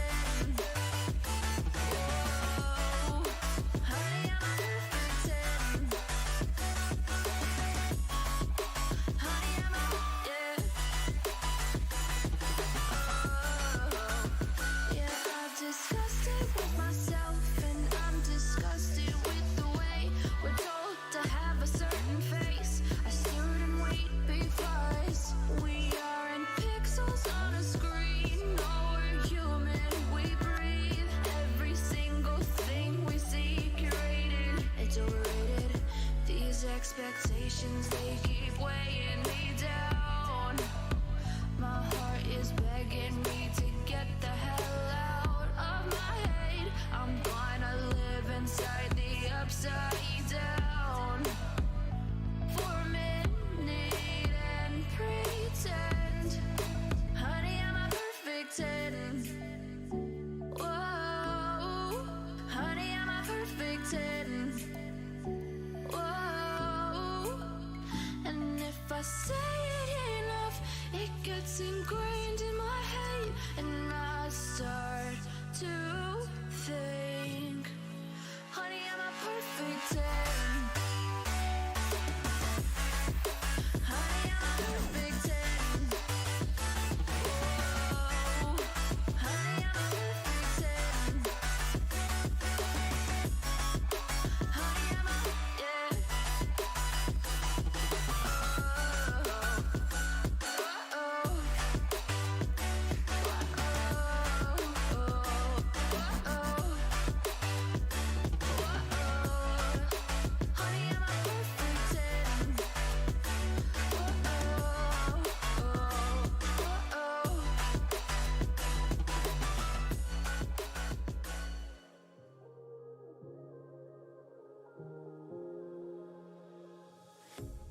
A pair of jeans, a shirt or two.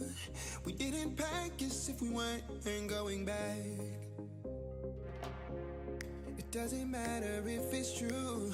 I've got a feeling love will give us what we lack. The world is waiting up. The world is waiting half a step beyond our door. Yeah. And if it's not enough, I wanna see the stuff the world has got in store. I wanna take it all in, I'm falling. The cityscape by night, wanna catch in my photos. Where you go, every corner twice as bright. They'll be my treasures forever. When I can't hold you tight, I'll see the Stockholm lights. The Stockholm lights, the Stockholm lights. Hello and welcome back, friends, as we have already seen 2 stellar maps go by, and as we enter onto the third one, we'll see who is able to take their second map point here between Mace to the Facebook and Adobe Illustrator. Necra, we're going on Watch Point Gibraltar, and again, another map that we've not seen yet, but I still think a good one for these two teams. Oh, specifically for the Adobe Illustrators, they're the ones that picked it, and I don't think that there's any inkling why, because there's no doubt why, because they are a dive team, and what better place to do that than a Watch Point Gibraltar?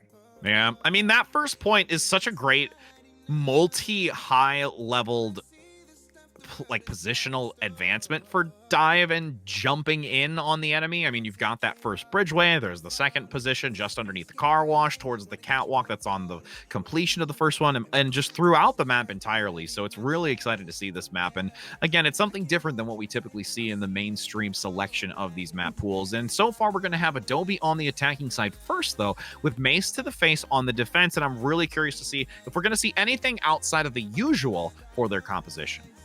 No, I don't think so. I think the only thing that we might see is like a character that can really play with this high ground. You know, we did see O'Malley on the McCree, but I really appreciate the fact that they might be playing this Reaper. And then Call also showing us a little bit of that Ash, which is a hero that you pointed out before we even started this broadcast. So very excited about that. But there's also kind of this other difference here, which is Derek playing the Diva. Yeah, that is a little interesting. I mean, the defense matrix is still a lot of value, but the synergy between the Diva and the Reinhardt, I'm really interested to see how that's going to work out. Yeah, me too. And I'm super excited about it just because I think that Diva has a very unique role in this style of composition where you want to be able to protect your backline, especially if Yum Yum's going to be coming out on this Tracer again. But you also want to help your front line because without the Zarya, you really need to use that defense matrix to protect your Reinhardt. And you can see already the high ground position being obtained by Adobe with their dive composition. You've also got Yum Yum again on this Tracer, looking to get some early intel, joined by that Monkey and Diva play. But there's a lot of distant backline play from Facebook here, waiting for Adobe to push up to this ending point. Yeah, the Adobe Illustrators have been able to just kind of take away this entire point, just kind of waiting for this point where Mace of the Facebook is going to have a bit of more of an advantage here. But look at the aggression coming out here from Adobe in the backline with Yum Yum and also Snowy Ice, but it's not going to find much value. You do have Sev1 taking the Gorilla out of this fight, and now you've got Derek also being, you know, around the outside trying to compete against Yum Yum, but really at this point, Adobe's got to fall back and take another attempt. Already a minute off the clock, too. I don't know if you noticed this either, but Deer Charm is actually playing the Diva for Adobe, where Jakey Jake is now going to be playing the Brigitte. This is a bit of a role swap coming out for this team. It's interesting because, again, you haven't... Well, I mean, let's be real. Jakey Jake playing a Reinhardt, now going to a Brig. I mean, there is some similarities with a mace to a hammer and a shield to a shield, so... True. And as you can see, the damage on the high ground, trying to get enough from Adobe to collapse down onto Facebook. Bob will be thrown in the corner and gets a quick boost of damage onto Dandab, locked in the corner. But there is still a huge return of fire from Adobe with Snowy Ice on the front, doing so much to O'Malley as well, looking for the triple in the back, but will have some assistance from Yum Yum. And this will be a nice checkpoint claim here by Adobe if that consistent applied pressure forces through that doorway. Oh, but the reinforcements from Mace to the Facebook are coming back really fast, especially with this Coalescence. Yeah, it's going to give a lot of reinforcement to both the Reinhardt and the Diva play, especially with Derek in the back trying to mitigate that damage. With Deer Charm trying to rotate onto Mena and can't get any value as O'Malley still takes a ton of damage onto that. The Death Blossom is there, going to get booped back, getting the double for Deer Charm. With under 5 meters to go, Deer Charm still holding a lot of value, and I like this combination you said earlier with the Reinhardt and also the Diva play, but it's not going to be able to persevere through how well Ice and also Deer Charm are playing in tandem. Something that I really like about Jakey Jake actually playing this Brigitte is the armor packs. It really supports Chocolates, making sure that they're not going to be taken down as easily. And same with Yum Yum. Yum Yum is able to kind of go on flanks and be very, very safe with the armor pack on top. So I really like that the armor packs are kind of messing with Mace of the Facebook's ability to kind of just cleanly kill some of these heroes. And it's really shown. And you can see that regroup here back from Facebook on the high ground. O'Malley gonna drop down, but a self-destruct has been dropped. Doesn't get any value as Call continues to try and put out some damage on this Ash play. Almost near another Bob being damage boosted. Will allow the defensive position to be held. As Yum Yum just continues to kind of maneuver around to get some intel, but does get picked off a little bit here. Ooh, nice sleep onto O'Malley. That's just going to kick things off and provide some time for the Adobe team to get back together as a group. But you're right about Mace to the Facebook having this extra member in Bob that should be able to hit the field in this next fight. And yeah, you guys have the death boss too. Watch out for O'Malley. And Bob does lead to that fight, but you have a nano boosted monkey in the back from Adobe to hopefully try and get some value. But I gotta say, this Ashe and O'Malley Reaper play has worked out really well in their composition. It really has, and a lot of that has to do with how much space the tanks are creating. 7-1 is a very aggressive Reinhardt, which means that you're really able to not only play with the verticality of this map, but also play with the space that your main tank is creating for you if you're playing this Ashe or you're playing this Reaper. And the way that O'Malley is kind of dropping down from the spaceship is something that I believe is catching Adobe Illustrators by surprise. But take a look at this change up. Yum Yum going off of the trade, they're going to a McCree, and unfortunately we're not going to see too much of that one in this fight. No, not really. You've got that counter pick coming out from Ashe play, and honestly, this is one of those more difficult positions to be in. Those 4 choke points are the only place of entry. O'Malley going to take down the Pharah play, which is quite surprising, able to get enough damage despite that distant positioning overhead. A Shatter will be expended as well by Sev1, getting a DMAC along with the follow-through onto the Ana. And this is so hard for Adobe to get through these 4 choke points and find a decent opportunity to take down Facebook's defense. It's so hard to play Winston versus Reinhardt because the moment that you're away with Winston, that's the moment that this Earth Shatter can hit. And Sev1's been able to get some really big shatters, which have really helped to secure some of these team fights for the Mace to the Facebook team. I'm still looking at the fact that Mace to the Facebook has a ton of ults to use, where Adobe Illustrators doesn't really have anything that's super explosive yet to help them get through this fight. Yeah, Adobe really has to find a good opportunity with Deer Charm's self-destruct. It's going to be very difficult with how well you've had this mobility from Facebook. An early takedown onto Call, which is great. There's the self-destruct, though, coming out by Derek. Doesn't get anything, and you see Deer also trying their best to get one as well. 40 seconds remain. That payload still has a long way to go as the Death Blossom from O'Malley comes out to get the triple, wants the quad as the Coalescence chases down the Grandma. There is quad in total with a team kill gong ringing in the background. Ding, ding. And this is the last fight. This is all the time and chances that Adobe Illustrators have in order to secure the second objective for Watchpoint Gibraltar. They're going to have to set up Yum Yum on the high ground, and Dandab might need to get this barrage online and have it be huge. But you gotta get Derek out of this mech. There's too much damage mitigation happening with that defense matrix. I highly agree, and the other thing we need to look out for is also that bomb placement once again here from Ashe. Having that numbers advantage going into this fight with that extra character is going to be critical. Dropped on the low ground into the corner just by the payload. Yum Yum trying to hide. Beautiful sleep coming out from the back line to shut down Bob as Yum Yum gets the double. Tries to move in with the flashbang. Looking for a third onto that tank line, but can't manage to do so as Derek finally gets taken out of that mech with Colvia able to be brought down by Yum Yum, who is continuing to stack damage with Dandab and get a return team kill of their own. That is going to secure the second point for the team of Adobe Illustrators. And Mace to the Facebook might get caught here. They have a lot of players that were able to make it out of this early spawn, and they're just trying to get away. Thankfully, it didn't come out any sooner because, honestly, that respawn can be so difficult when coming through the doorway, depending upon those kill timers. 1 minute and 15 seconds, though, is still not a lot of time to work with here for Adobe.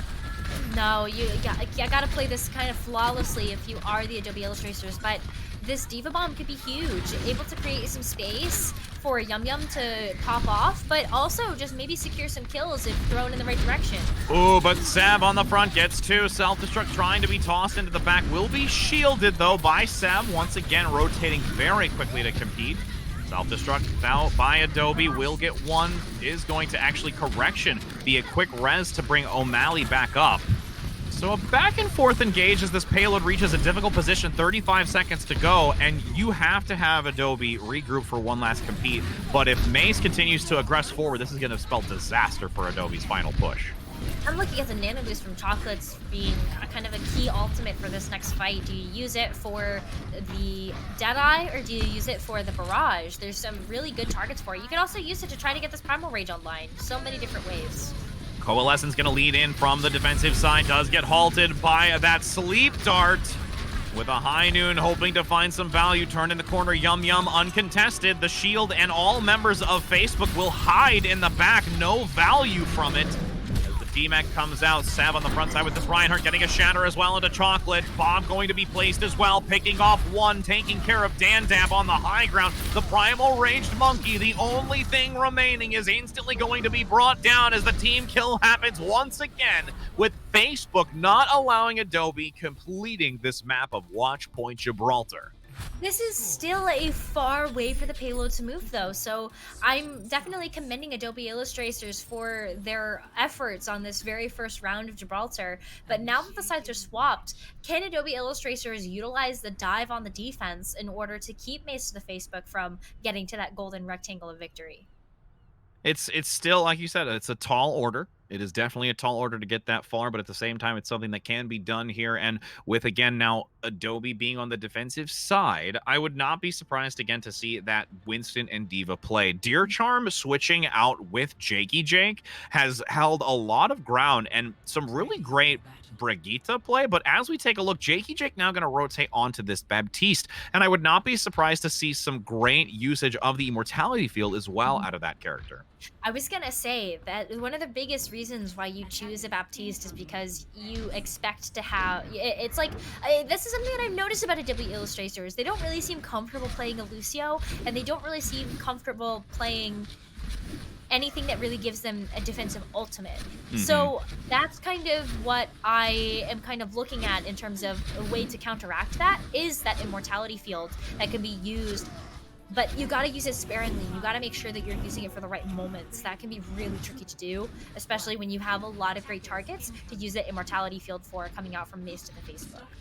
O'Malley gonna be picking up a Hanzo here, and that's gonna be interesting to see used on this bridgeway. Needing to be careful. Icy already getting some serious value on that Winston to force back, and really there's just a lot of disarray and positioning from Facebook at the present moment. It's like they don't really know where they want to attack from, but I think that trying to take control of this high ground is important. Yeah, and you've got a huge dive coming in the back from Snowy, but does get taken down by Derek. Nice recovery from that Diva play on this attacking side. But still, Adobe's going to try and maintain this overhead position just over the car wash, rotating down once they have all six. Chocolates need to be careful to not get taken down, though, as O'Malley does take out Yum Yum. This is still an even fight, though, but O'Malley is trying to even the score, making himself a vulnerable target on Blue Box to this dive, but able to swiftly get away. Nice job by Jakey Jake as well with that Immortality Field on the high ground to withstand some of the incoming damage from Derek, who's been very aggressive. Dragon Strike crosses the center of that payload to hopefully get some extra damage. And a Bionate as well from Chocolates, looking to really reduce any sort of healing and survival from Facebook. The few meters left to go already, and you can see Facebook looking to lead into this with a decent time make if they can only focus fire these last few remaining members. Ooh, unfortunately, we're going to see the Mercy go down, but there's not too many reinforcements on this payload either. Can Mace of Facebook do it? And the Immortality Field is going to buy a few more seconds. That's actually going to be enough here for Adobe to reform and regroup with 0.13 meters just shy of that checkpoint. Oh, Derek's got to be really careful because that was super, super close for them to get in their mech. They might have gotten demeched there. But Adobe Illustrators, they've been winning these fights with just sheer manpower alone. Yeah. Oh my gosh. I mean, the Primal Rage I felt was important to use there to survive, but I think that dive into the corner made it very difficult to try and survive through it. So now at this point, Deer Charm has to play extremely defensive, drops the bomb, but will not get any, well, actually does get one, but I'm still not thinking it's going to be enough here, and this will give Facebook an opportunity to push this next checkpoint. Yeah, I think that the reinforcements are coming back from Adobe Illustrators, but there's a lot of ultimates here. Oh, the Dragon Strike gets some damage onto Dandab with that. Reinhardt can't get the Earth Shatter in time, forces the duplication to end. Immortality Field, again, well placed by Jakey Jake. Yum Yum has the Tracer to get back to this point quickly to try and stall it out with under 1 meter to go. The Death Blossom's just going to secure this, though, coming out for a call and make sure that they can enter into this docking bay swiftly. Great work coming out from Mace to the Facebook, and I'm actually looking at Colvia as well.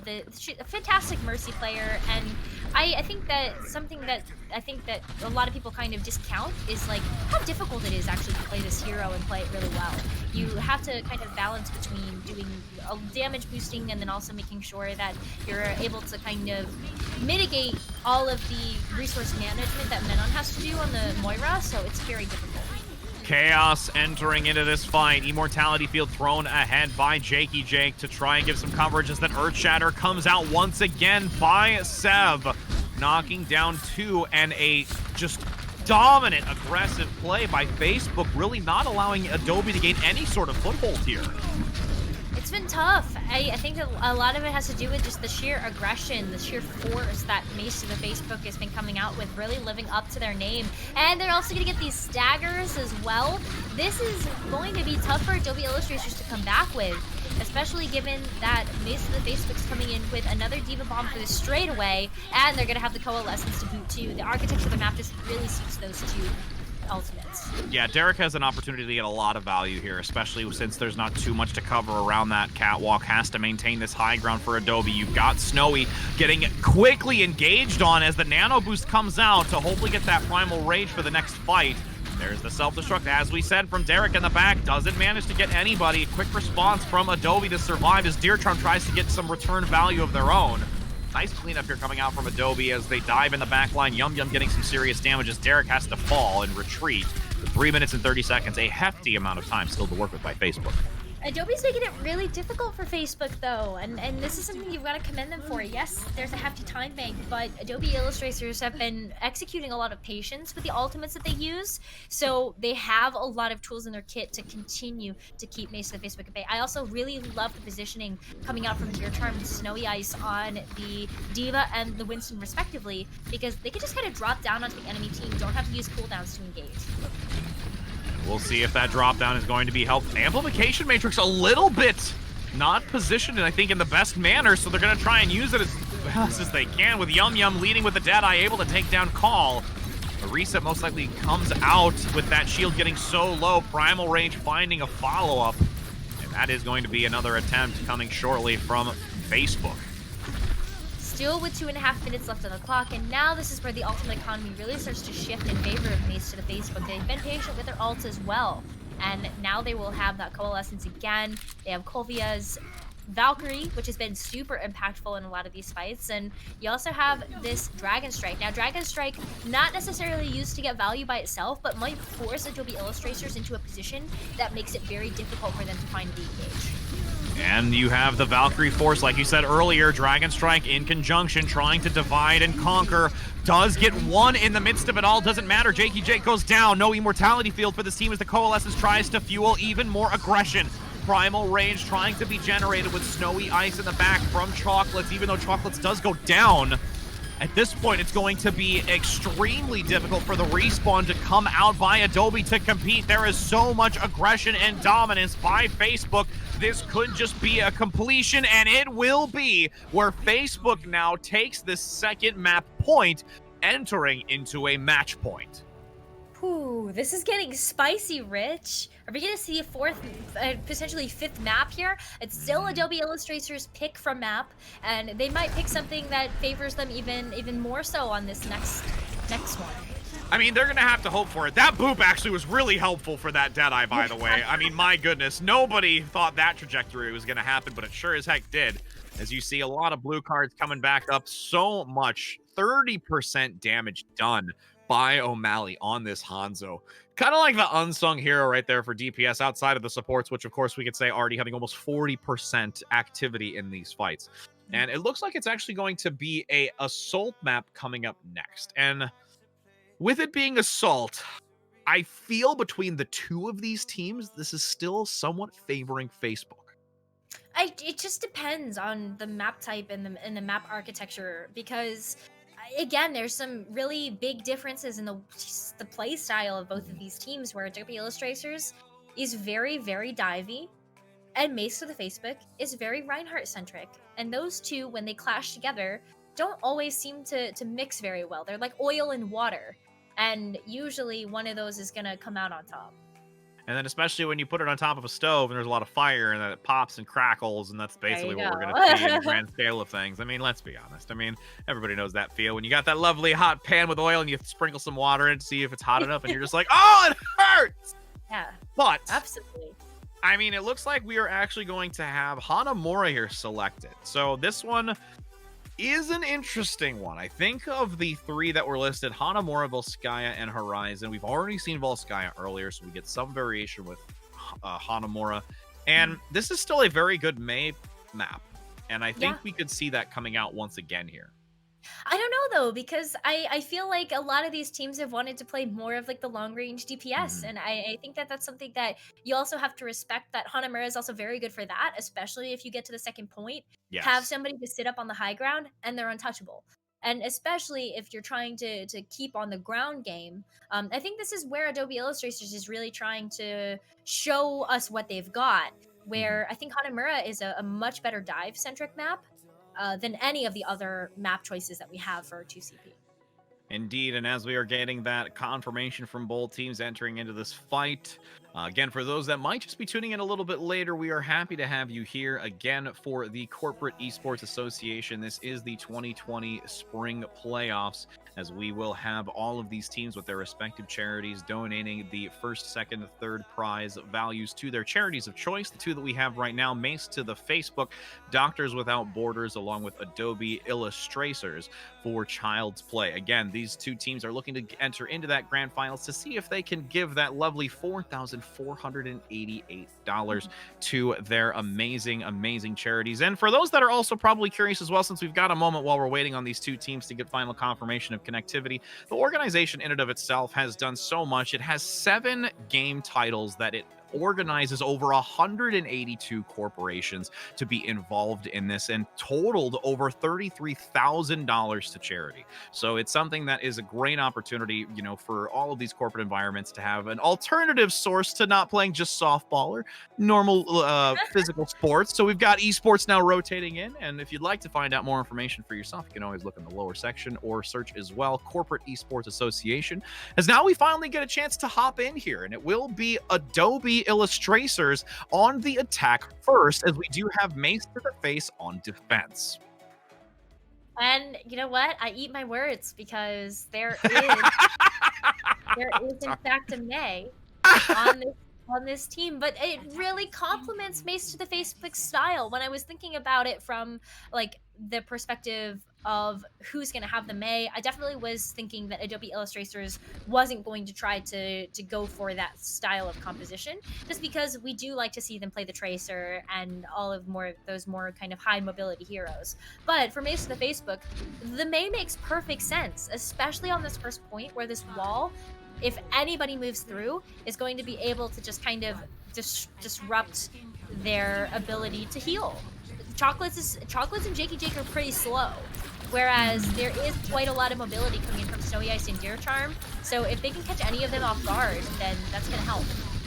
And as you see that wall come through, he made a comment about it, but nobody's going to get severed away just yet to take advantage. And now the dive active, green means go. But there is still a high cost of both sides. Call and Snowy Ice down, so it is a 5 versus 5. Dan Dab getting very low, even though a lot of damage is being pumped out on this point. And Facebook is actually still holding on very well for this defensive position, and also having a random Derek Zarya play so far in the back line. I was gonna say, Derek looks a little stuck here, but thankfully Menon and Polvia are here to the rescue. Barely manages to hang on though. Oh, Deer Charm does get the kill, despite all of the chase and support in the back line. Will of Arez be forced out so that there is a full 6 to try and defend. But now that Yum Yum has taken down O'Malley, that res is no longer available to get that DPS back online. So this is an opportunity for Adobe to try and press in and take advantage of this. The grab comes out on the defensive side to compete as the Earthshatter follows up onto Snowy Ice. So much damage from Seb1, along with a massive amount of charge here from Derek. But a pulse bomb gains 2 by Yum Yum, disrupting any sort of defense. And that was a great ultimate find in the back on both tanks. Something that Adobe Illustrator did really well was just make it difficult for Mace to the Facebook to play together. That's their game. That's their plan, is to stay together as a unit and really take advantage of playing together as a team of 6. But Adobe Illustrator said, you know what? Nah, I think we're gonna make this more of like a 1v2 scenario in a couple of different instances, and especially with that double kill on the pulse bomb, it really opened up an opportunity for Adobe Illustrator to take point A. Now they have a lot of tools to try to snowball this point B. They're coming in with the duplicate and the 5 ults, basically. Everything but the pulse bomb. The other thing I'm focusing on, not only about the old economy that you were just talking about, but also is that we're seeing a Roadhog on defense. Yep. That's going to try and gain some value. As the monkey jumps in, there is a hook instantly to try and compete against it. Chocolate's at least getting that Bionate to land onto O'Malley.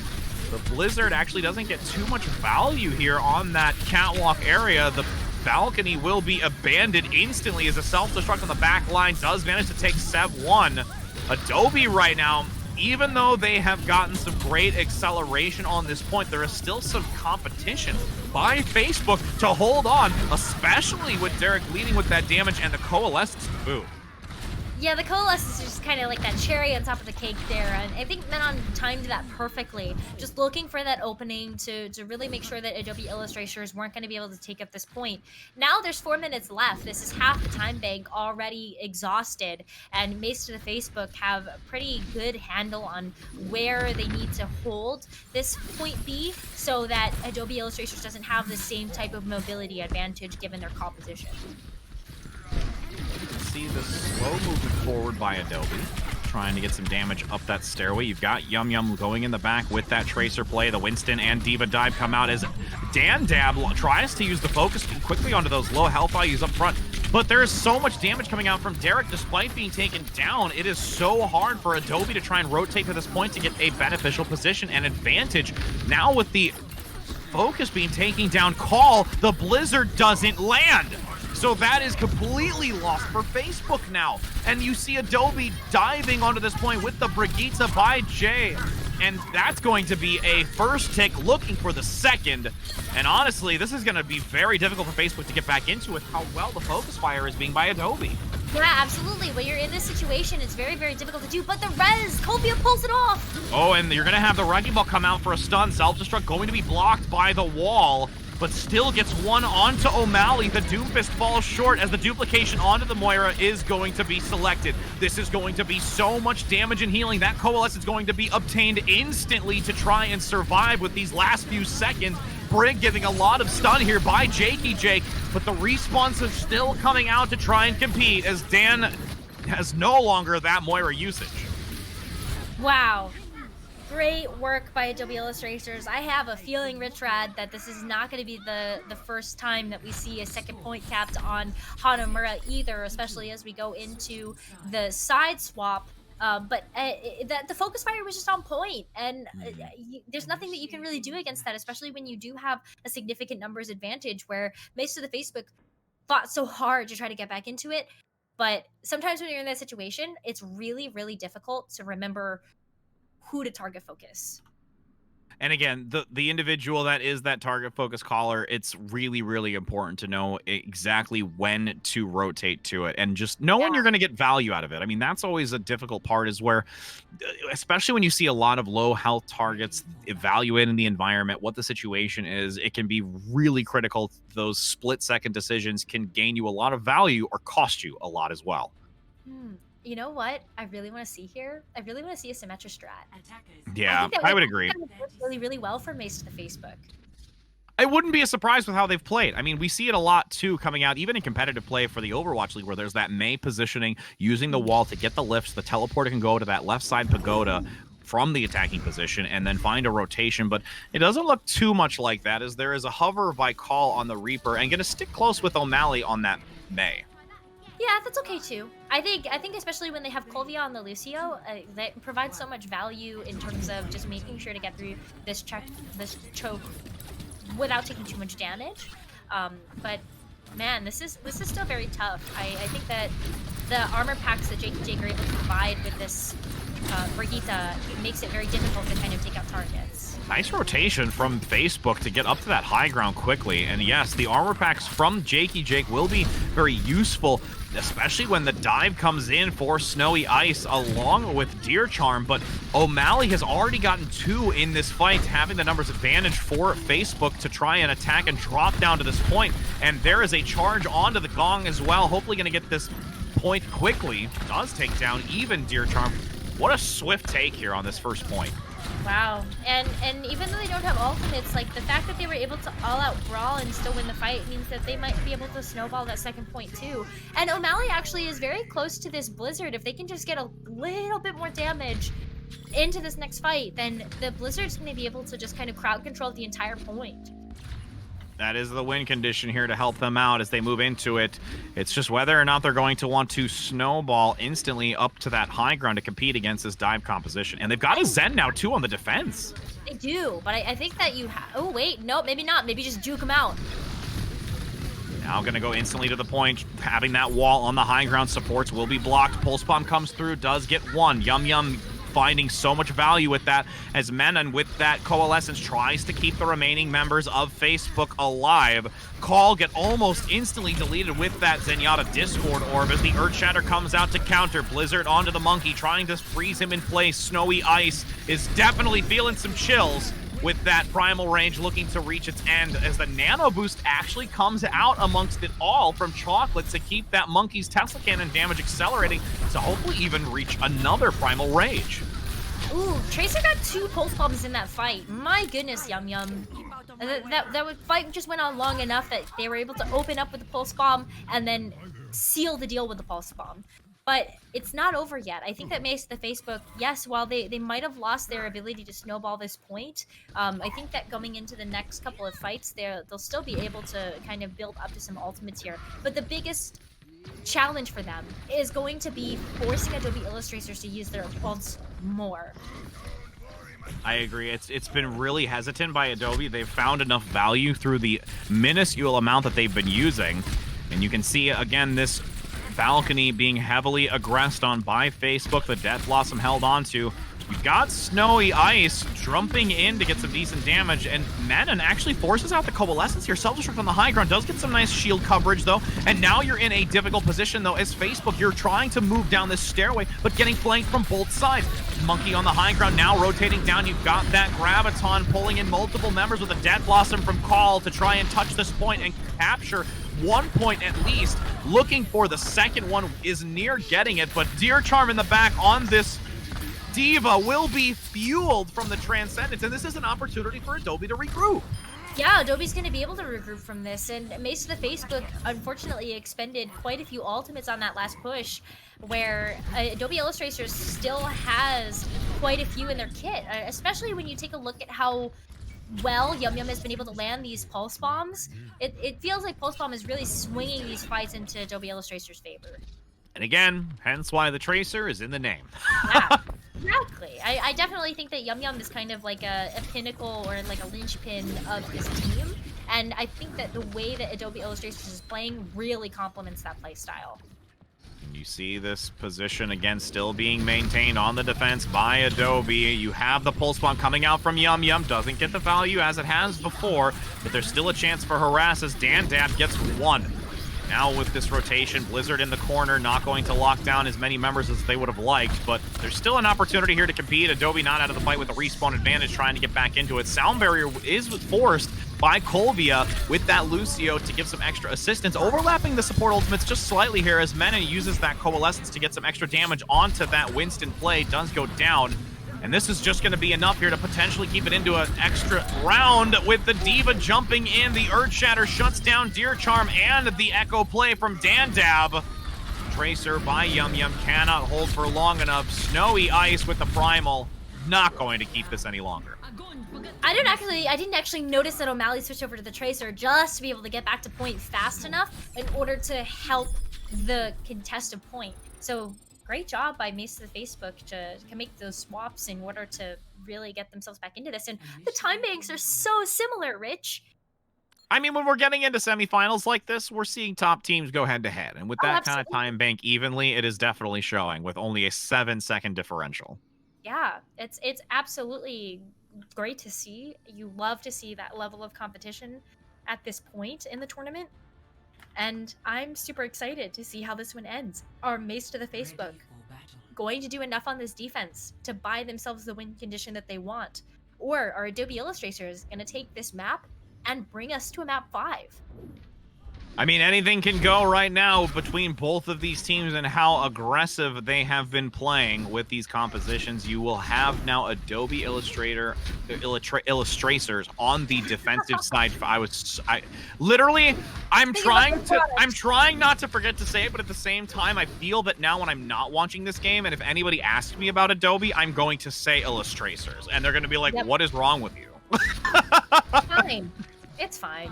Just blame it on the Overwatch bug. Overwatch bug. It's exactly what we're going to blame. As you see, the 2 minutes now begin for Facebook trying to push out. They're going to keep this Reaper May and see if it can prevail.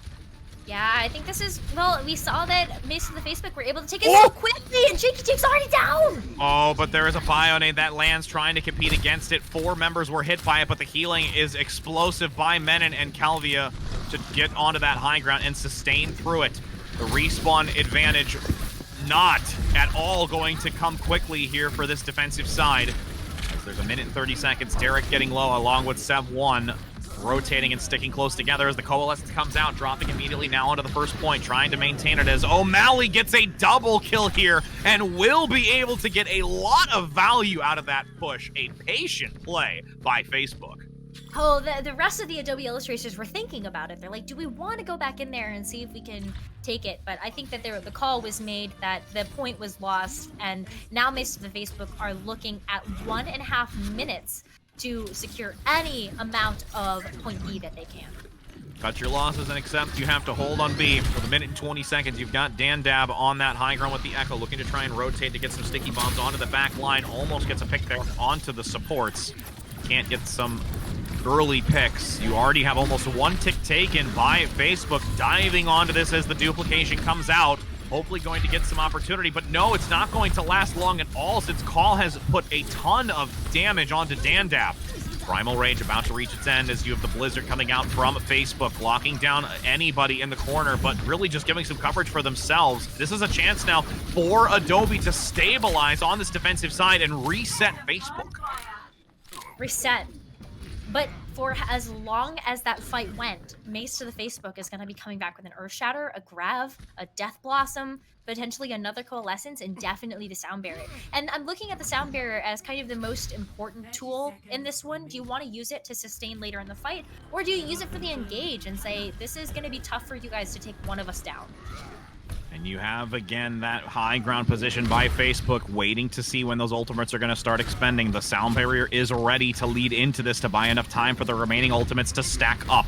Aggressing onto that balcony, you have a Bionade landing onto Menon, doesn't get the Coalescence out in time. It will be picked off. The Sound Barrier, the saving grace for now until the Death Blossom and the Grab come through. Pulling multiple members into that. It does get some decent damage as the Maywell tries to divide the team. Baby Diva up front by Deer does go down. Death Blossom securing that pick as a completion is in sight.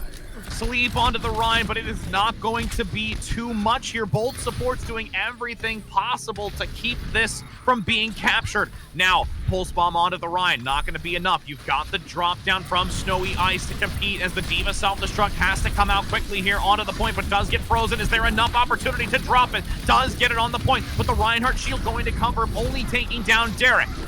Looking for the second tick, can't manage to do so just yet as the Immortality Field from Adobe continues to hold strong, forcing all of Facebook away. And that will not be a 3-point completion by Facebook, but still was able to get almost 2. Yeah, it's good enough. This is a position that's winnable for Mace to the Facebook, and now Adobe Illustrators really have their work cut out for them. Not only do they have to secure the first point, which they struggled to do so a little bit on the first attack push that they had, but now they also have to try to capture the second. And that second point is so difficult, and it's the reason why there have been those changes in the past to assault type maps, because of how significant the advantage is for defenders. This is going to be really intense between these two teams. And you did make a valid point. It was harder for Adobe to reach this first point. And I think depending upon how that is going to go, if that first fight is not favored, I am really thinking that Facebook has the chance to tank this all right now. We're gonna have to see what happens. I definitely think that Mace to the Facebook is set up to do so. I really like, though, that we're seeing a bit of a switch up here. Derek on the Roadhog. You mentioned it before that we saw a Roadhog. We didn't get a chance to talk about it, but here it is. Derek's Roadhog making an appearance once again. And I think that this actually really helps out the entire team, because that hook can mean a lot of focus fire, especially if you connect with someone big.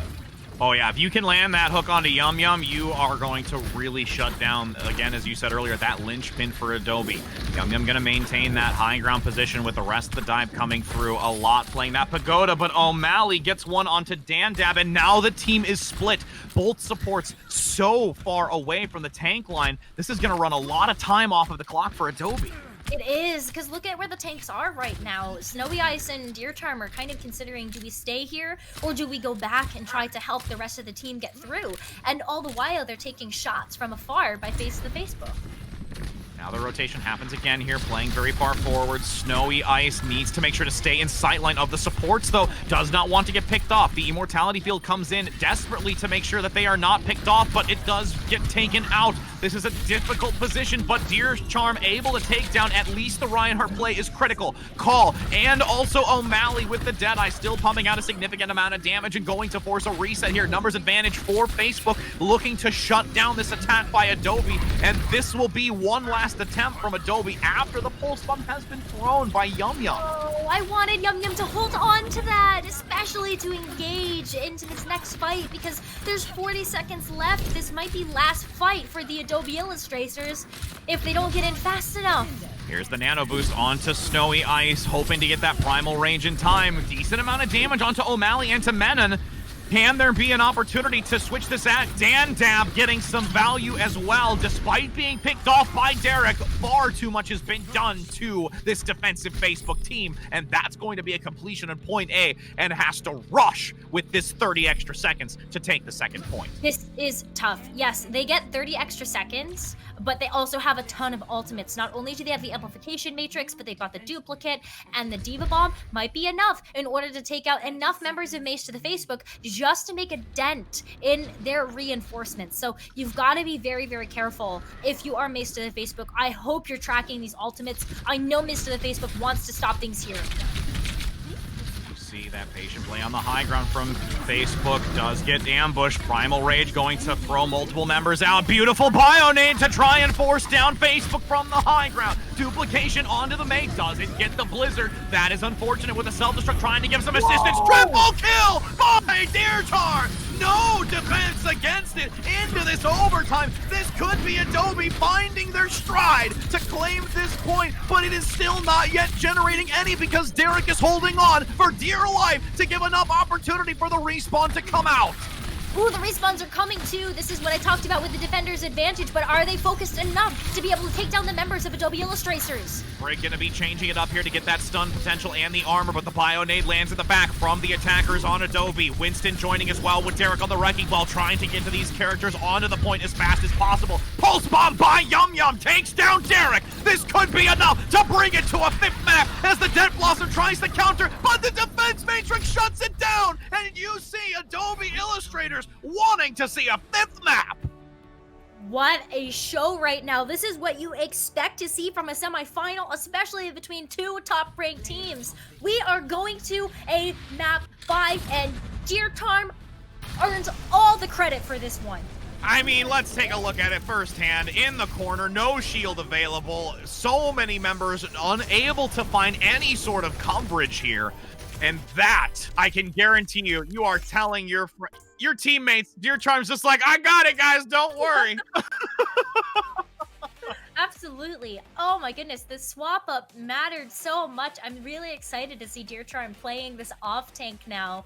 I just think that Adobe Illustrators have figured it out. I think they needed a bit of time, especially on Watchpoint Gibraltar, to warm up to their roles. But there's a reason why the Adobe Illustrators are 7-1. Yeah.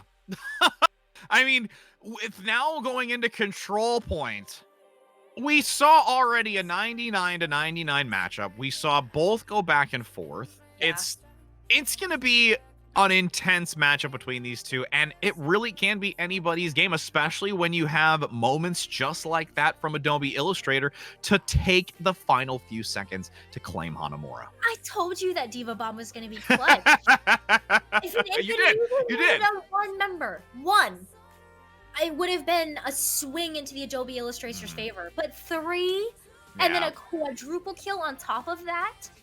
It's it was just going to be so hard for Mace of the Facebook to come back from that one. The only out that they had was give up a little bit of the point and then come back as a team of 6. And But- you saw it. There was some hesitation by the Winston play from Snowy Ice, or correction, from Save coming out there on the front side. And honestly, the rotation onto the Winston and the Wrecking Ball had to happen. It was just looking to get back to the point, to put bodies on the area, to try and prevent it from being completed into that last few moments, but it just wasn't enough. And that's where you actually saw Adobe Illustrator find a lot more value in their focus fire, specifically, especially for heavy mobile characters to come out and manage to take this. Yeah, absolutely. But now we're moving into the 5th and final map of this series, and it's going to be Nepal. This is Mace to the Facebook's choice. I'm really excited to see what kind of strategies they have up their sleeve for this one, but I reckon it's going to be a lot more Reinhardt. Yeah, I feel like it's going to be more Reinhardt. I mean, the other part of it too, I mean, we haven't seen as much Lucio, and I know that you made that comment as well, where they were choosing more of the Baptiste or choosing more of the non-mobile heavy supports in that sense, outside of, let's say, like the Mercy. But in this map, if we do find ourselves going into, you know, this type of map, especially if we do end up seeing Sanctuary, that using that boop as an opportunity for environmental kills, or even just really trying to route around, especially as we're going into Village first, into that small corridor in the center, there's going to be a lot riding on who gets to that position first. I think this is where Kovia gets a chance to shine. But the other thing, too, is that I've seen both teams go for the strategy of maybe using the Lucio at first and then switching over to a Mercy or whatever character is going to get them out of spawn the fastest. Like, we see a lot of top teams do that, especially if they want to play a Mercy. But I think that Kovia is going to just stick to this just because Lucio synergizes so well with the Moira, the Reaper, and the Mei, and, of course, that classic Zarya and Reinhardt. And as the seconds count down, the intensity increases. It's not only for the competition to say, I got into the grand finals, but it's also for you to give the most value to your charities here. As the timer does look to count down, both trying to approach this position. And it looks like you're going to see a high ground come out from Adobe and the low ground position from Facebook. I think this is what Facebook needs to do, though. They need to get to point first, and that's exactly what the Lucio allows them to do. Now with this dive waiting to come through by Adobe, you've got the drop down with the Winston getting a lot of Tesla cannon damage and actually bails out instantly. Going into this Reaper is not advantageous. And you also have Dan Dab with those sticky bombs trying to break down the shield, but it is just far too much damage. And this Mei wall severing away anybody's sightlines for Adobe is critical. It's not only that, though, it's just like it forces Adobe Illustrators to have to approach the point from one angle. They can't do it from both, and that's exactly what Adobe Illustrators wants to do. They want to have this two-pronged attack where they get a chance to attack from the front and the back. Maywall completely mitigates that and doesn't allow that to happen. So it's going to be very interesting to see how Adobe Illustrators decides to play around that, but Mace of the Facebook already has plans up their sleeve, and it starts with its coalescence. Ah, you will see Adobe change to the Pharah, which we've not seen too much of from them so far, and I like the change up, and this could actually yield a lot of value for them. Has to be very, very patient, though. Whenever you play with a Pharah, you need to make sure that you can get into a position where you can get a pick by either the Tracer or the Pharah together. With that dive coming in once again now by Adobe. Shield activated, but separated by the shield. You have Snowy being a sitting duck, even though Yum Yum does get one onto O'Malley. Call in return takes down the Gorilla. 55 seconds, or correction, 55% still climbing here for Facebook, uncontested on this point at the moment. There is so many members of Adobe around the outside of this waiting for a potential opportunity for a pick, but this central location by Facebook is so well maintained. Yeah, it comes down to that main wall. remember, even if you lose a member here, O'Malley unfortunately got taken out of that fight really early, but still had the same effect with that Maywall still active, and now this Death Blossom able to crowd control this entire point. The drop down from the Pharah play from DanDab has the Rocket Barrage, not going to get much use just yet until there is enough of Facebook clustered in the corner, and there it is, gets 2 on the inside, full DPS gone. Is there enough follow through from the remaining members as Pulse Bomb claims at least some damage, but not the kill? This is going to be enough here for Adobe to get the take back on this point, especially with the res coming out here from Jakey Jake.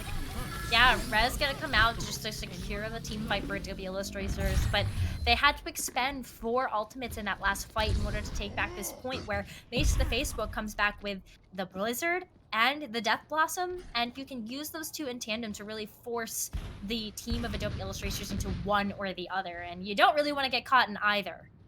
No, not at all. I mean, you don't ever want to get yourself caught in anything. Traps or explosions or shatters or anything, but at this point, any kind of unfortunate turn of events is never in your favor as the Coalescence tries to lead in from Facebook. Self-destruct going to be forced out as the mech is overwhelmed with damage. O'Malley, unfortunately, is going to get picked off here. Even though there is some change in positioning for Facebook, the numbers still favor Adobe right now, and the Death Blossom trying to give some assistance, but this Primal Rage along with the res by Jakey Jake could be enough. DanDab will fall back and contest against Call and Derek, but this defense matrix is going to look to follow immediately after. Ooh, DanDab just uses the barrage just to continue to secure percentage for the Adobe Illustrators. And now all they have is the Pulse Bomb in order to make this point theirs. I think that still could be enough, but Mace to the Facebook has a Blizzard, and that could be the difference maker here. Again, noting that, of course, Adobe Illustrators has a lot of mobility, but you can put that Blizzard right over the point. Oh my gosh, that Bionade is so critical and gets so much value for low health, and that's going to allow Adobe, but the switchback, the wall blocks out 2 tanks. It is only going to buy a matter of seconds because Adobe, despite that wall and all efforts, the Bionade at the start is what will spell disaster, switching it back, and you might just have Facebook try to compete one last time. They definitely have the time to do so. We haven't really hit that last fight territory mark until now. And Face with Facebook should be able to come back into this one and try to contest this point. Yum Yum in the back, looking again to see and give all the intel needed in these comms to know exactly where their positioning is for Adobe. Here comes the flank with the Tracer. Yum Yum trying to compete against Call on the backside, has to force the recall. But Call does get taken down. Another swap again as the Rocket Barrage comes through. It's practically like Adobe wants them to take it and then strip it back with a self-destruct. Both going to be on the point, only favoring Facebook with the explosion radius.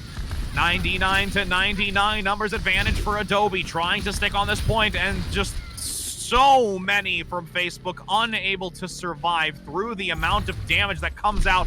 Call on the Tracer wants to get to this point, but the Bionade will not allow it as Chocolate secures 2 to go into this next round, as a pause is actually going to come out. Never a better time for it if we're going to be Right. doing it in between rounds, right? You definitely don't want that to happen during the game. But this is a spicy last map. Oh my goodness. Adobe Illustrators taking it to 100 as Mace the Facebook took it to 99. And I think a lot of that had to do with the Pharah play. I think that even though we've seen DanDab play a lot of Echo, Pharah is still one of those heroes that, especially if you're playing her at a high level, you can use her mobility, you can use her high skyboxes of some of these maps, and just rain rockets down from above. And a lot of what Mace to the Facebook had was just this big ball of heroes that hit those rockets into. Well, and you saw it on the first major changeover where Adobe managed to finally take the position first. You had the Pharah drop down, instantly tuck into the inner corner where there were both DPS members trying to wall off and wait for Adobe to push onto the point. And because that happened consistently, you saw DanDab take advantage of that and acknowledge that it was always playing these inner corners. And with that explosive amount of damage and the fact that if there was ever the diva there from Derek was always away from the DPS. Derek was never close enough to try and mitigate with that with the defense matrix to really be useful to cover their back line. really tough though, you know, because how Diva is always kind of like a difficult hero to play when you do have the tough task of how do you protect your front line or do you protect your back line? Yeah. Do you go after the Pharah? You're just split focus. So I actually really like that Mace to the Facebook might be switching things up, especially because we are in Sanctum. There is a big pit, and I see Pit of Doom! and I see a Roadhog. And I see a Doom. For more dooming your lives into the pit. Ah, but O'Malley changes it. And then my heart hurts. And then my heart hurts. But that's okay. We're going to enter in now as there's 25 seconds before this control point becomes active. And the Hog? Okay. We see you. We see you, Derek. I see you, Derek. We definitely see what you're going for, and Adobe Illustrator is playing around this really well. Oh, yeah, they're going to dive instantly around the flank, getting a lot of value with that Tesla cannon damage and also the micro rockets. So you see this rotation underneath where Facebook has to play careful in these two corridors. And you're going to actually have Dandab flank in the back. Does not want to get outplayed, though. Collapsed in the corner. All corners, every doorway is Adobe just swarming Facebook in this room. Oh my goodness. And how does Mace of the Facebook get out of this except for trying to get some kills of their own? They are just stuck there right now waiting for cooldowns to come back online. Yeah, and the fact that O'Malley is on this high ground separated away at this point, it's almost like they're waiting to try and just allow for a recontest. The whole Hog is going to get stopped instantly as well. An opportunity to force back Adobe, but can't manage to do so. But look at this. O'Malley actually doing some work on this Tracer and could have a chance to turn it back. Maybe. Oh, here's the pulse bomb. It completely negates the rally. Oh, the hook come through to land onto Echo as well. The boot back for the Fade will not be able to survive, and despite all odds in that small room, Facebook strips it back. Strips it back. Adobe Illustrators have to wait for their Moira to come back online before they recontest this point. But definitely looking at the fact that the Brig is providing a lot of value. Yeah, we didn't get a chance to see the rally provide too much armor in the situation because they were taken out by O'Malley's Pulse Bomb, but I'm looking at this Primal Rage, and I'm looking at that pit, and I feel like it has a couple of the members' names and names that Facebook on it. Juggling is always fun. With this regroup now and surrounding position, the Coalescence comes out to try and heal through, but the Deadeye still at least gets one. Yum Yum working just as well with a duplication from Dandab on the Hog, throwing that just massive amount of damage onto the back line of Derek. What a change up again here. Both of these teams just swiftly stripping it away from the enemy each fight. Yeah, it comes down to the ultimate economy and like who's getting value from those ults, it feels like. And now I'm looking at the fact that there's a couple of ultimates coming online for Mace to the Facebook and the whole Hog as well as the Coalescence, but Derek gets completely deleted. That is not ideal right now. Already at 60%. That's 40 seconds remaining for Facebook to try and find an advantageous position and plan to try and take this back. And this is it. If Mace of the Facebook can't take this back from Adobe Illustrators are going to take the set. Now you see the rotation again, that movement coming out by Colvia with leading in of the Coalescence, trying to force down that Echo play by Dandab. Self-destruct in the corner, does actually get call with a Deadeye from Yum Yum to clean up O'Malley, hoping to get some value out of that pulse bomb, only getting one, but it's not going to be enough. Derek has to also force out the whole Hog to knock away the Winston, who has the jump and manages to escape. Deer Charm regrouping. That was actually a very worthwhile fight for Facebook to transition down to this point and take it away in the overtime 99%. Two fights though. That's what Adobe Illustrators have in order to take this back, and especially if they want to secure this map now. But there is an Earth Shatter online from Mace to the Facebook, and still no clean way for Adobe Illustrators to deal with it except to maybe stun the Reinhardt out of it. Jakey Jake has a lot on their shoulders if they want to try to stop this Earth Shatter from coming. Agreed. Needs to make sure that they are ready on the trigger for that bash and the shield to prevent it. Rotation again, though, on the high ground, coming out from Adobe, trying to find a chance again in this small room. You saw Facebook persevere through the damage once before. Can they do it again? The flashbang comes out. The Earth Shatter onto Yum Yum. 6 versus 5 in favor of Facebook. Looking to take down Deer Charm, but there is so much healing from that back line to sustain through it because Dan Dab went on the Lucio, hopefully to get the sound barrier. Manages to, and will give it to the allies. And Snow Ice with the double onto 2.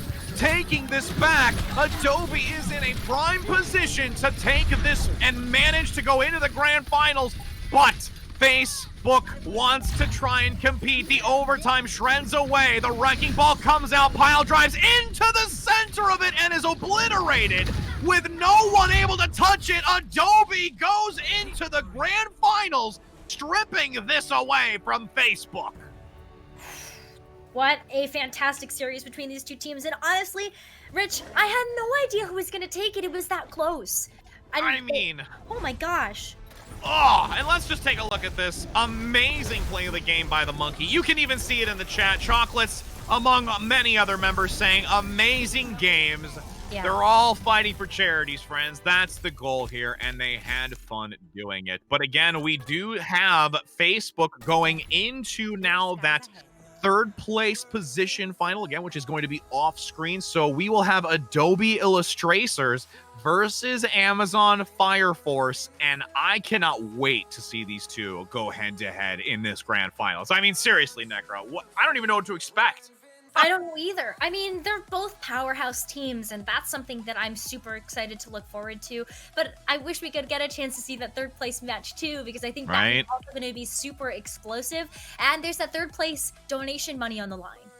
There is. The other part too, just to kind of drop a little hint in there, because we were talking about it earlier about Amazon Fire Force saying in their notation that, yeah, they really wanted to go against Facebook. But now they don't, one, they've been deprived of that.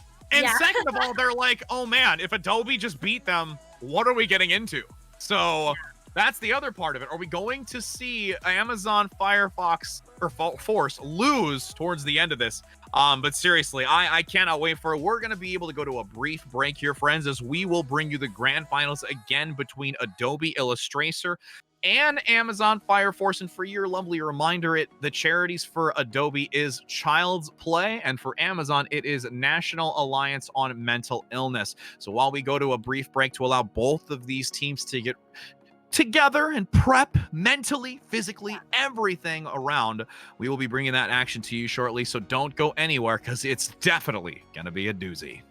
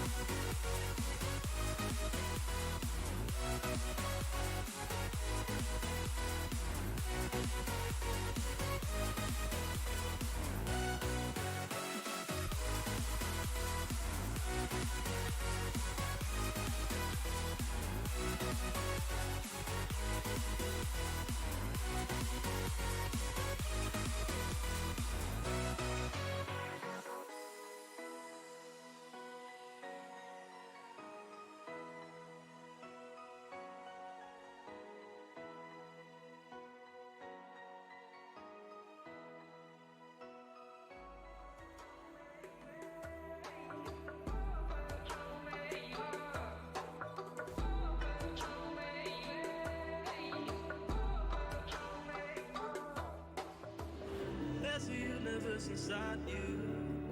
So won't you wake up now and see? Don't hide away the things you're feeling. Unlock your mind and lose the key. There's a universe inside you. You should never have to hide. I can see the stars inside you. Please just open up your eyes. There's a universe inside you. Inside you. There's a universe inside you.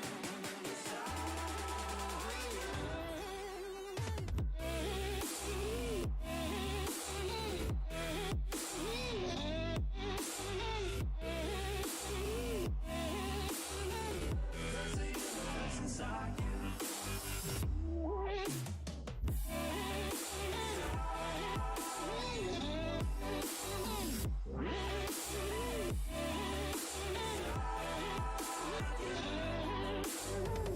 There's a universe inside you. So much more than people know. I've seen you fighting your emotion. I hope you stay and won't let go. There's a universe inside you. So much love to leave behind. Stop the path of devastation. You should live for all the hype.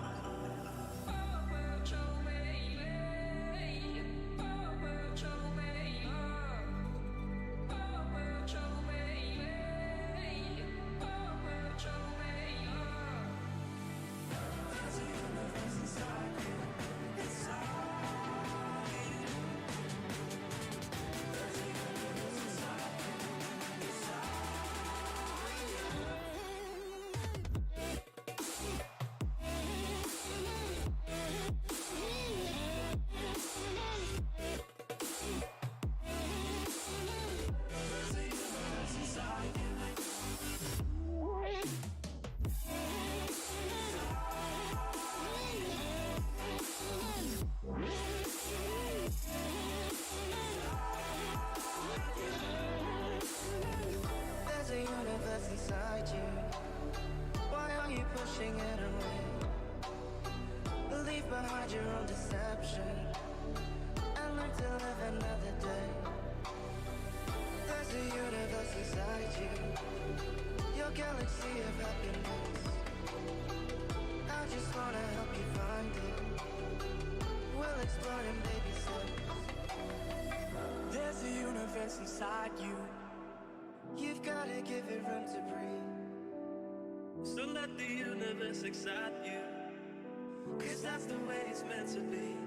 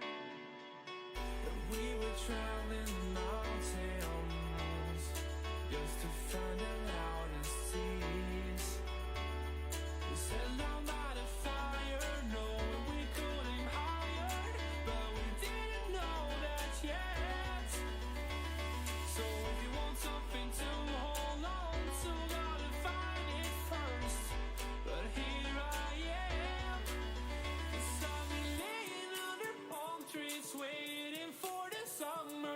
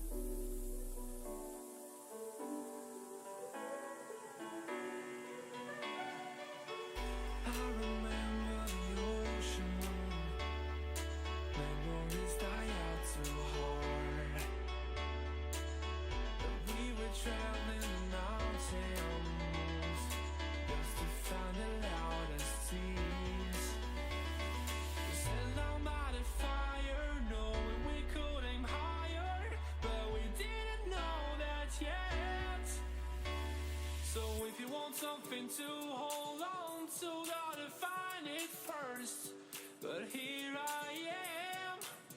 'Cause I've been laying under palm trees, waiting for the summer, knowing there's nowhere to go.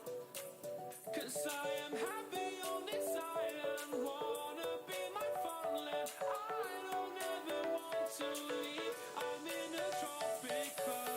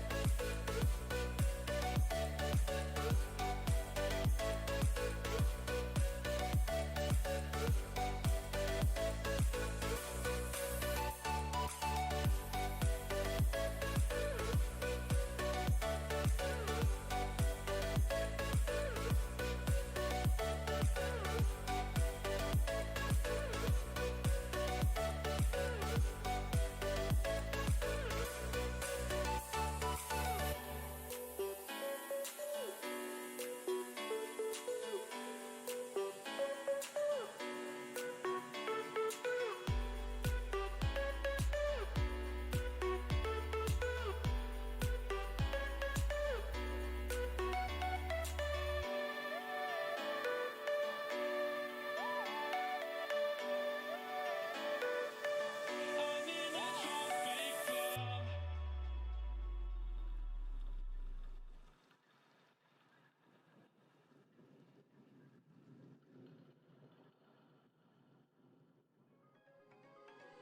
You gotta notice, hey, I'm falling in love. You're feeling something, hey, you cannot control. Just in time you came, and you changed all my perspective. Just in time you came, and I love it, I love it. It's so great to have in my life, make me feel so lucky, feel so lucky. It's so great to have in my life, make me feel so lucky, feel so lucky, feel so lucky, feel so lucky, feel so lucky, feel so lucky, feel so lucky, feel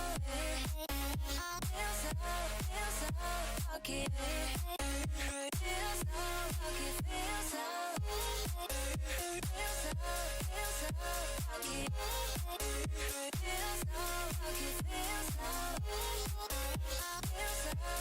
so lucky, feel so lucky, feel so lucky.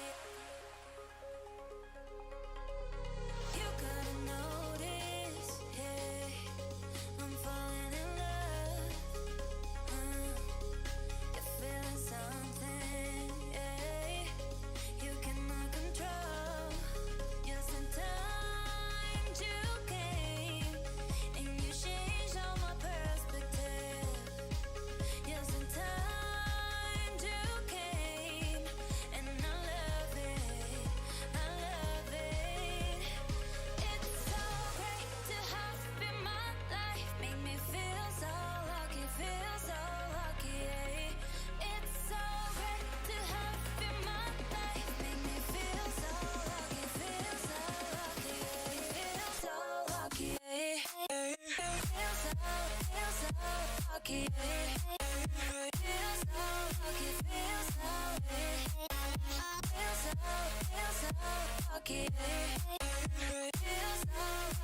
feel so lucky,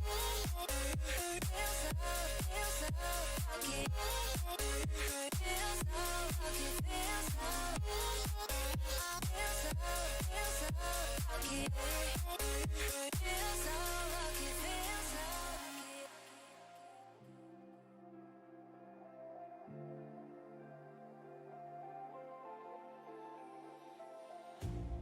You hurt me, you did, several times. It hurts to admit that we're no different. I find it hard to commit but you don't even try. Still, I'm better with than without you. Oh, I'm on it, I want it, but why do you seem to call it your eyes? I can't tell if you're here or you're out there. Do you wanna be out there? You don't need to be Prince Charming to me. I just need this to be real. I don't need no fairy tale. You don't need a killer pregnant for me. Ooh, I don't need no fairy tale.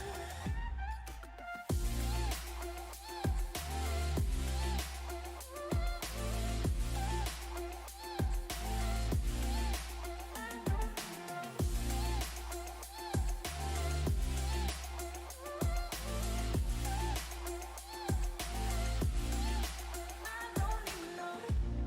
We run and go still every time. Whatever it is, I keep on trying. 'Cause it ain't hard to forgive when you know what it's like. That's why I'm better with than without you. Oh,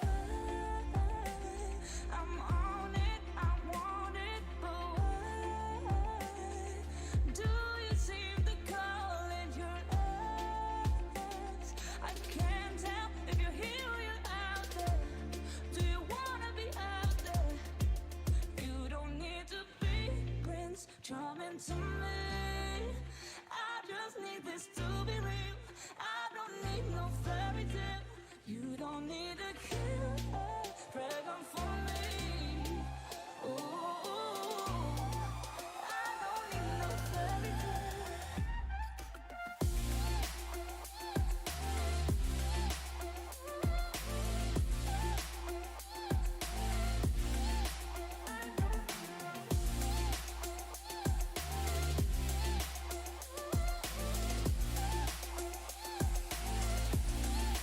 You don't need to be Prince Charming to me. I just need this to be real. I don't need no fairy tale. You don't need a killer pregnant for me.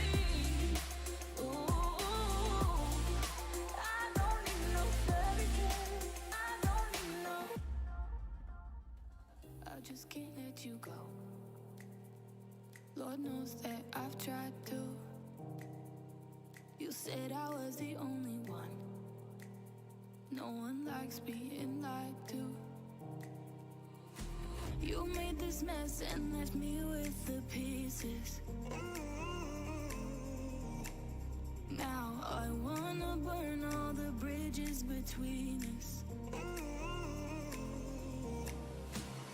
I can't focus. I can't forget. I've been thinking too much lately. I just need to clear my head. I just need to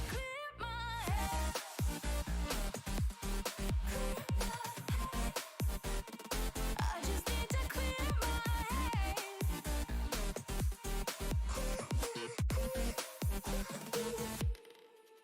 I've been stuck on your memory, but it's not like I need it.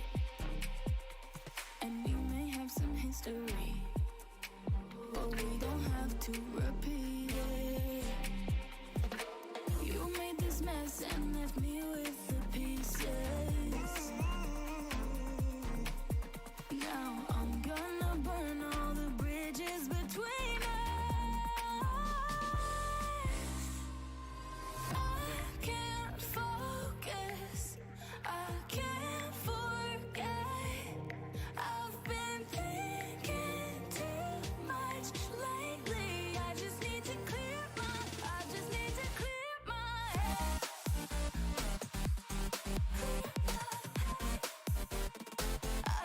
to clear my head.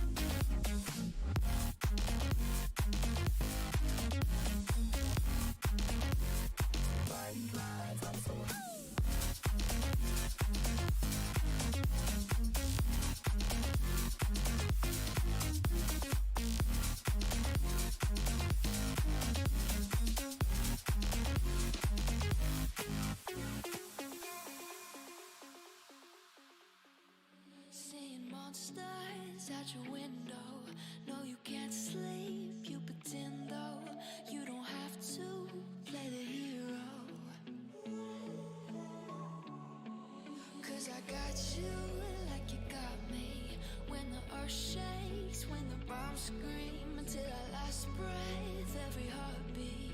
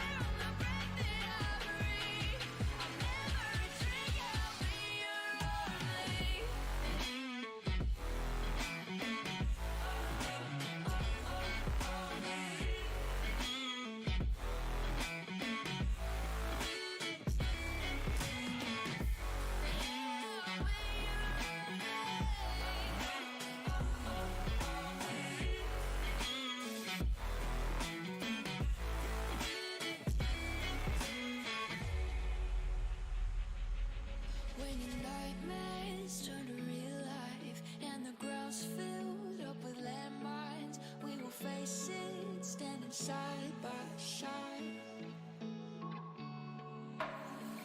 You know I'll come running when you need. I'm coming. You know I'll come running. You go to war, then I'm going with you. Pick up my sword, yeah, there's nothing I won't do. When you sound the alarm and the chaos is rising, leading the charge, yeah, I'm coming, I'm fighting. Swear on the breath that I breathe, I'll never retreat, yeah, I'll be your army.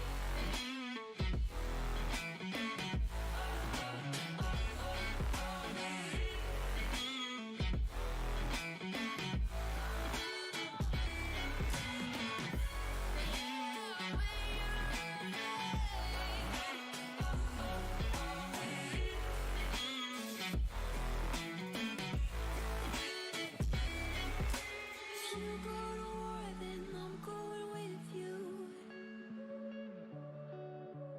Pick up my sword, yeah, there's nothing I won't do.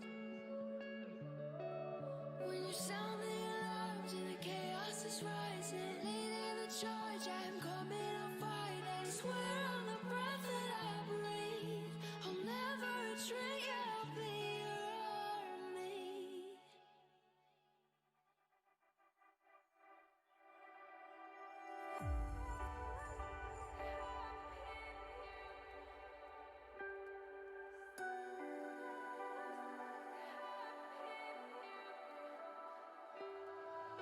Slow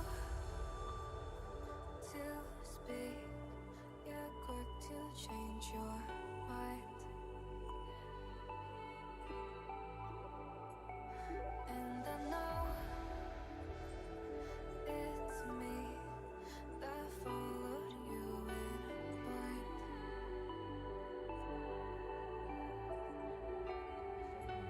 I could say that you didn't need, but you wanted me. Maybe I was wrong, even once wasn't anything. So if we had another chance, I would never let you steal my lips. Bring me back to life.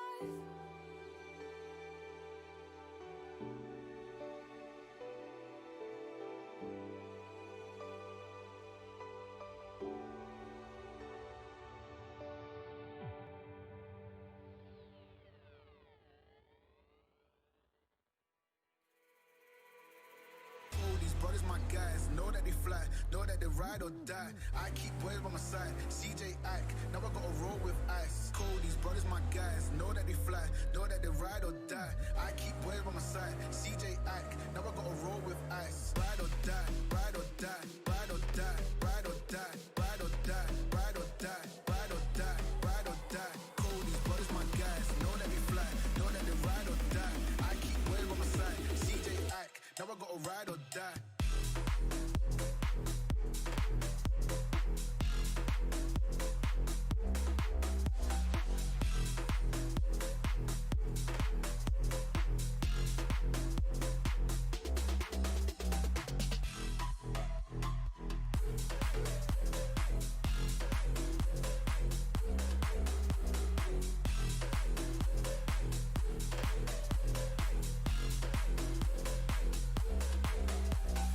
Cody's brothers, my guys, know that they fly, know that they ride or die. I keep boys by my side, CJ Ike, now I gotta roll with ice. Cody's brothers, my guys, know that they fly, know that they ride or die. I keep boys by my side, CJ Ike, now I gotta roll with ice.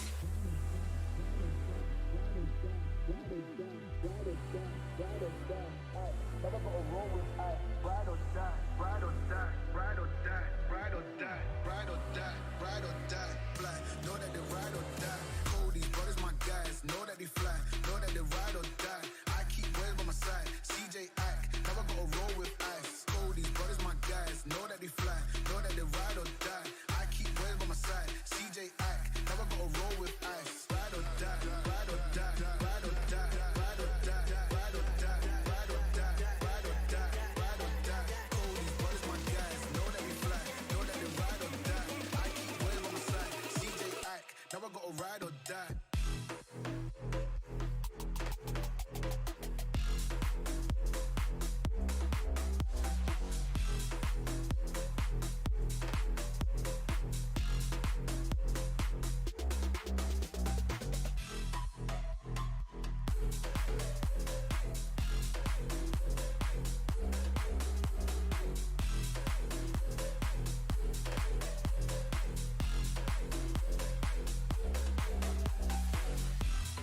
Ride or die, ride or die, ride or die. Ike, now I gotta roll with ice.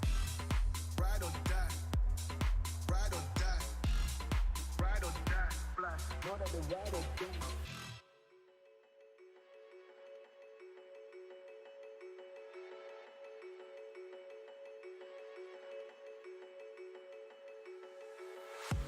Not really sure, but my brain tells me I've been here before. Don't wanna draw any attention to all the crazy things that I shouldn't mention.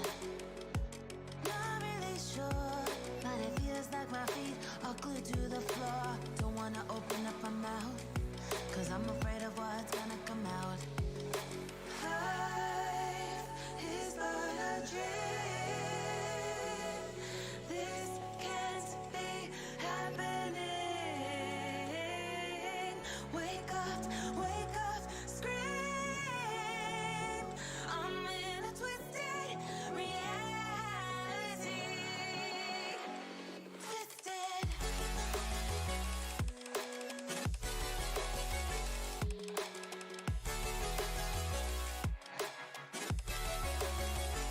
Twisted.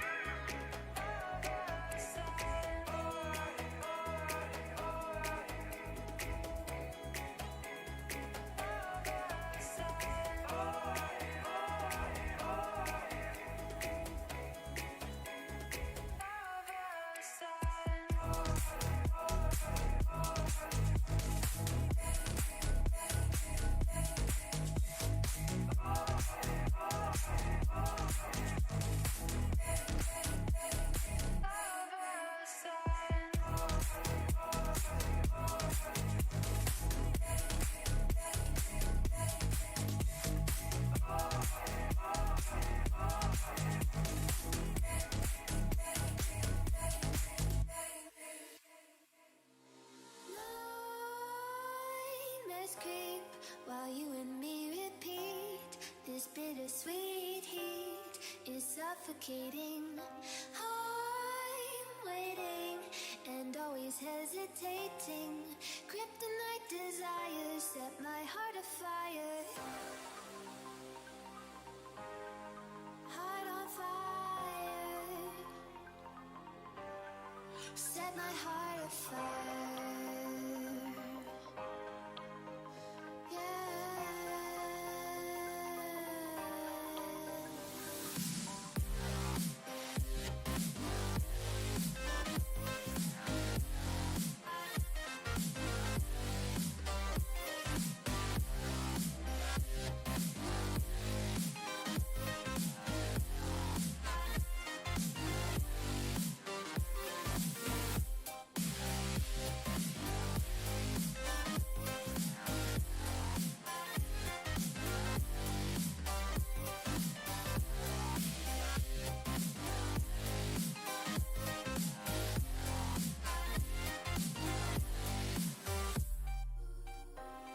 With crimson secrets and forbidden bliss, can't stay still, don't stop that thrill. My bones crave your skin, temptation within, mistakes ignite the silence. Nightmares creep while you and me repeat. This bittersweet heat is suffocating. I'm waiting and always hesitating. Kryptonite desires set my heart afire. Heart on fire. Set my heart afire.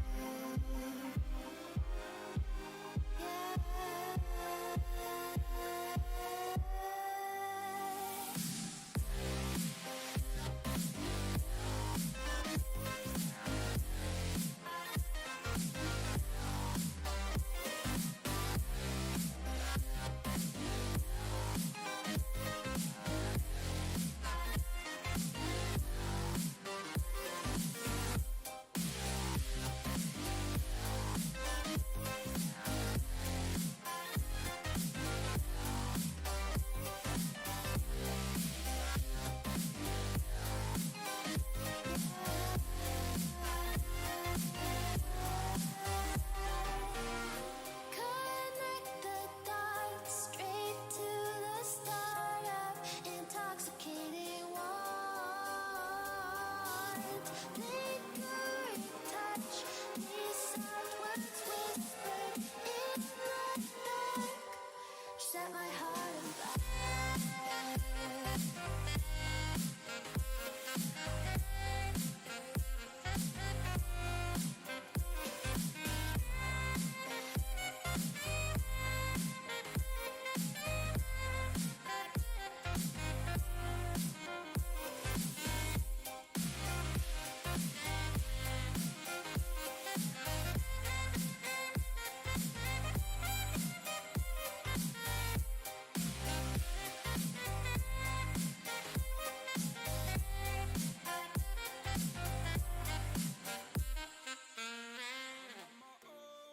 Broken alone, I feel the rain crashing down all around this empty town.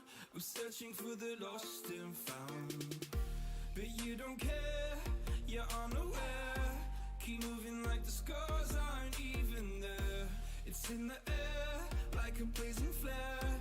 Just stare 'cause the flames will burn us. I thought you were the one for me. That's why I gave you everything. Held you close by the stormy seas. Oh, you meant the world to me. I used to kiss your head when you cried for me. Hold your hand while the pain was over. Keep you warm by the roaring sea. You meant the world to me.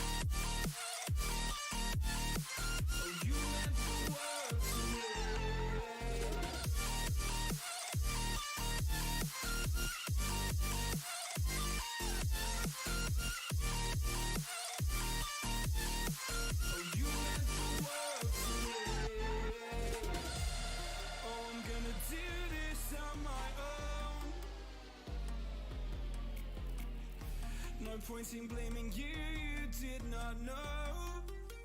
Oh, I thought you were the one for me. That's why I give you everything. Held you close by the stormy seas. Oh, you meant the world to me.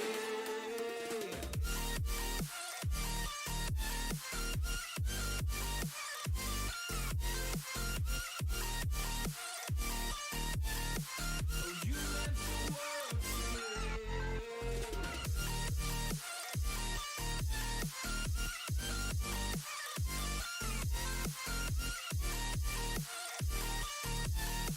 Oh, you meant the world to me. Oh, I'm gonna do this on my own. No point in blaming you, you did not know. Oh, oh, I'm gonna do this on my own. No point in blaming you, you did not know.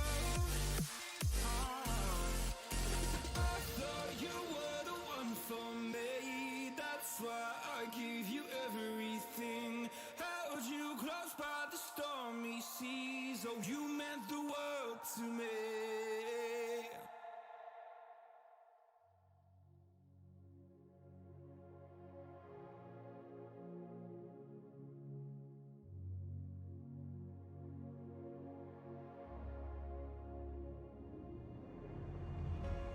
Ice cold, swimming against the tide. I wanna forget you, but you pull me in. I know this ocean is far too wide. I wanna forget you, let me forget you. Push and pull, but you repel me, giving up this fight. Love and hate, we blurred the lines. I'm giving up this fight.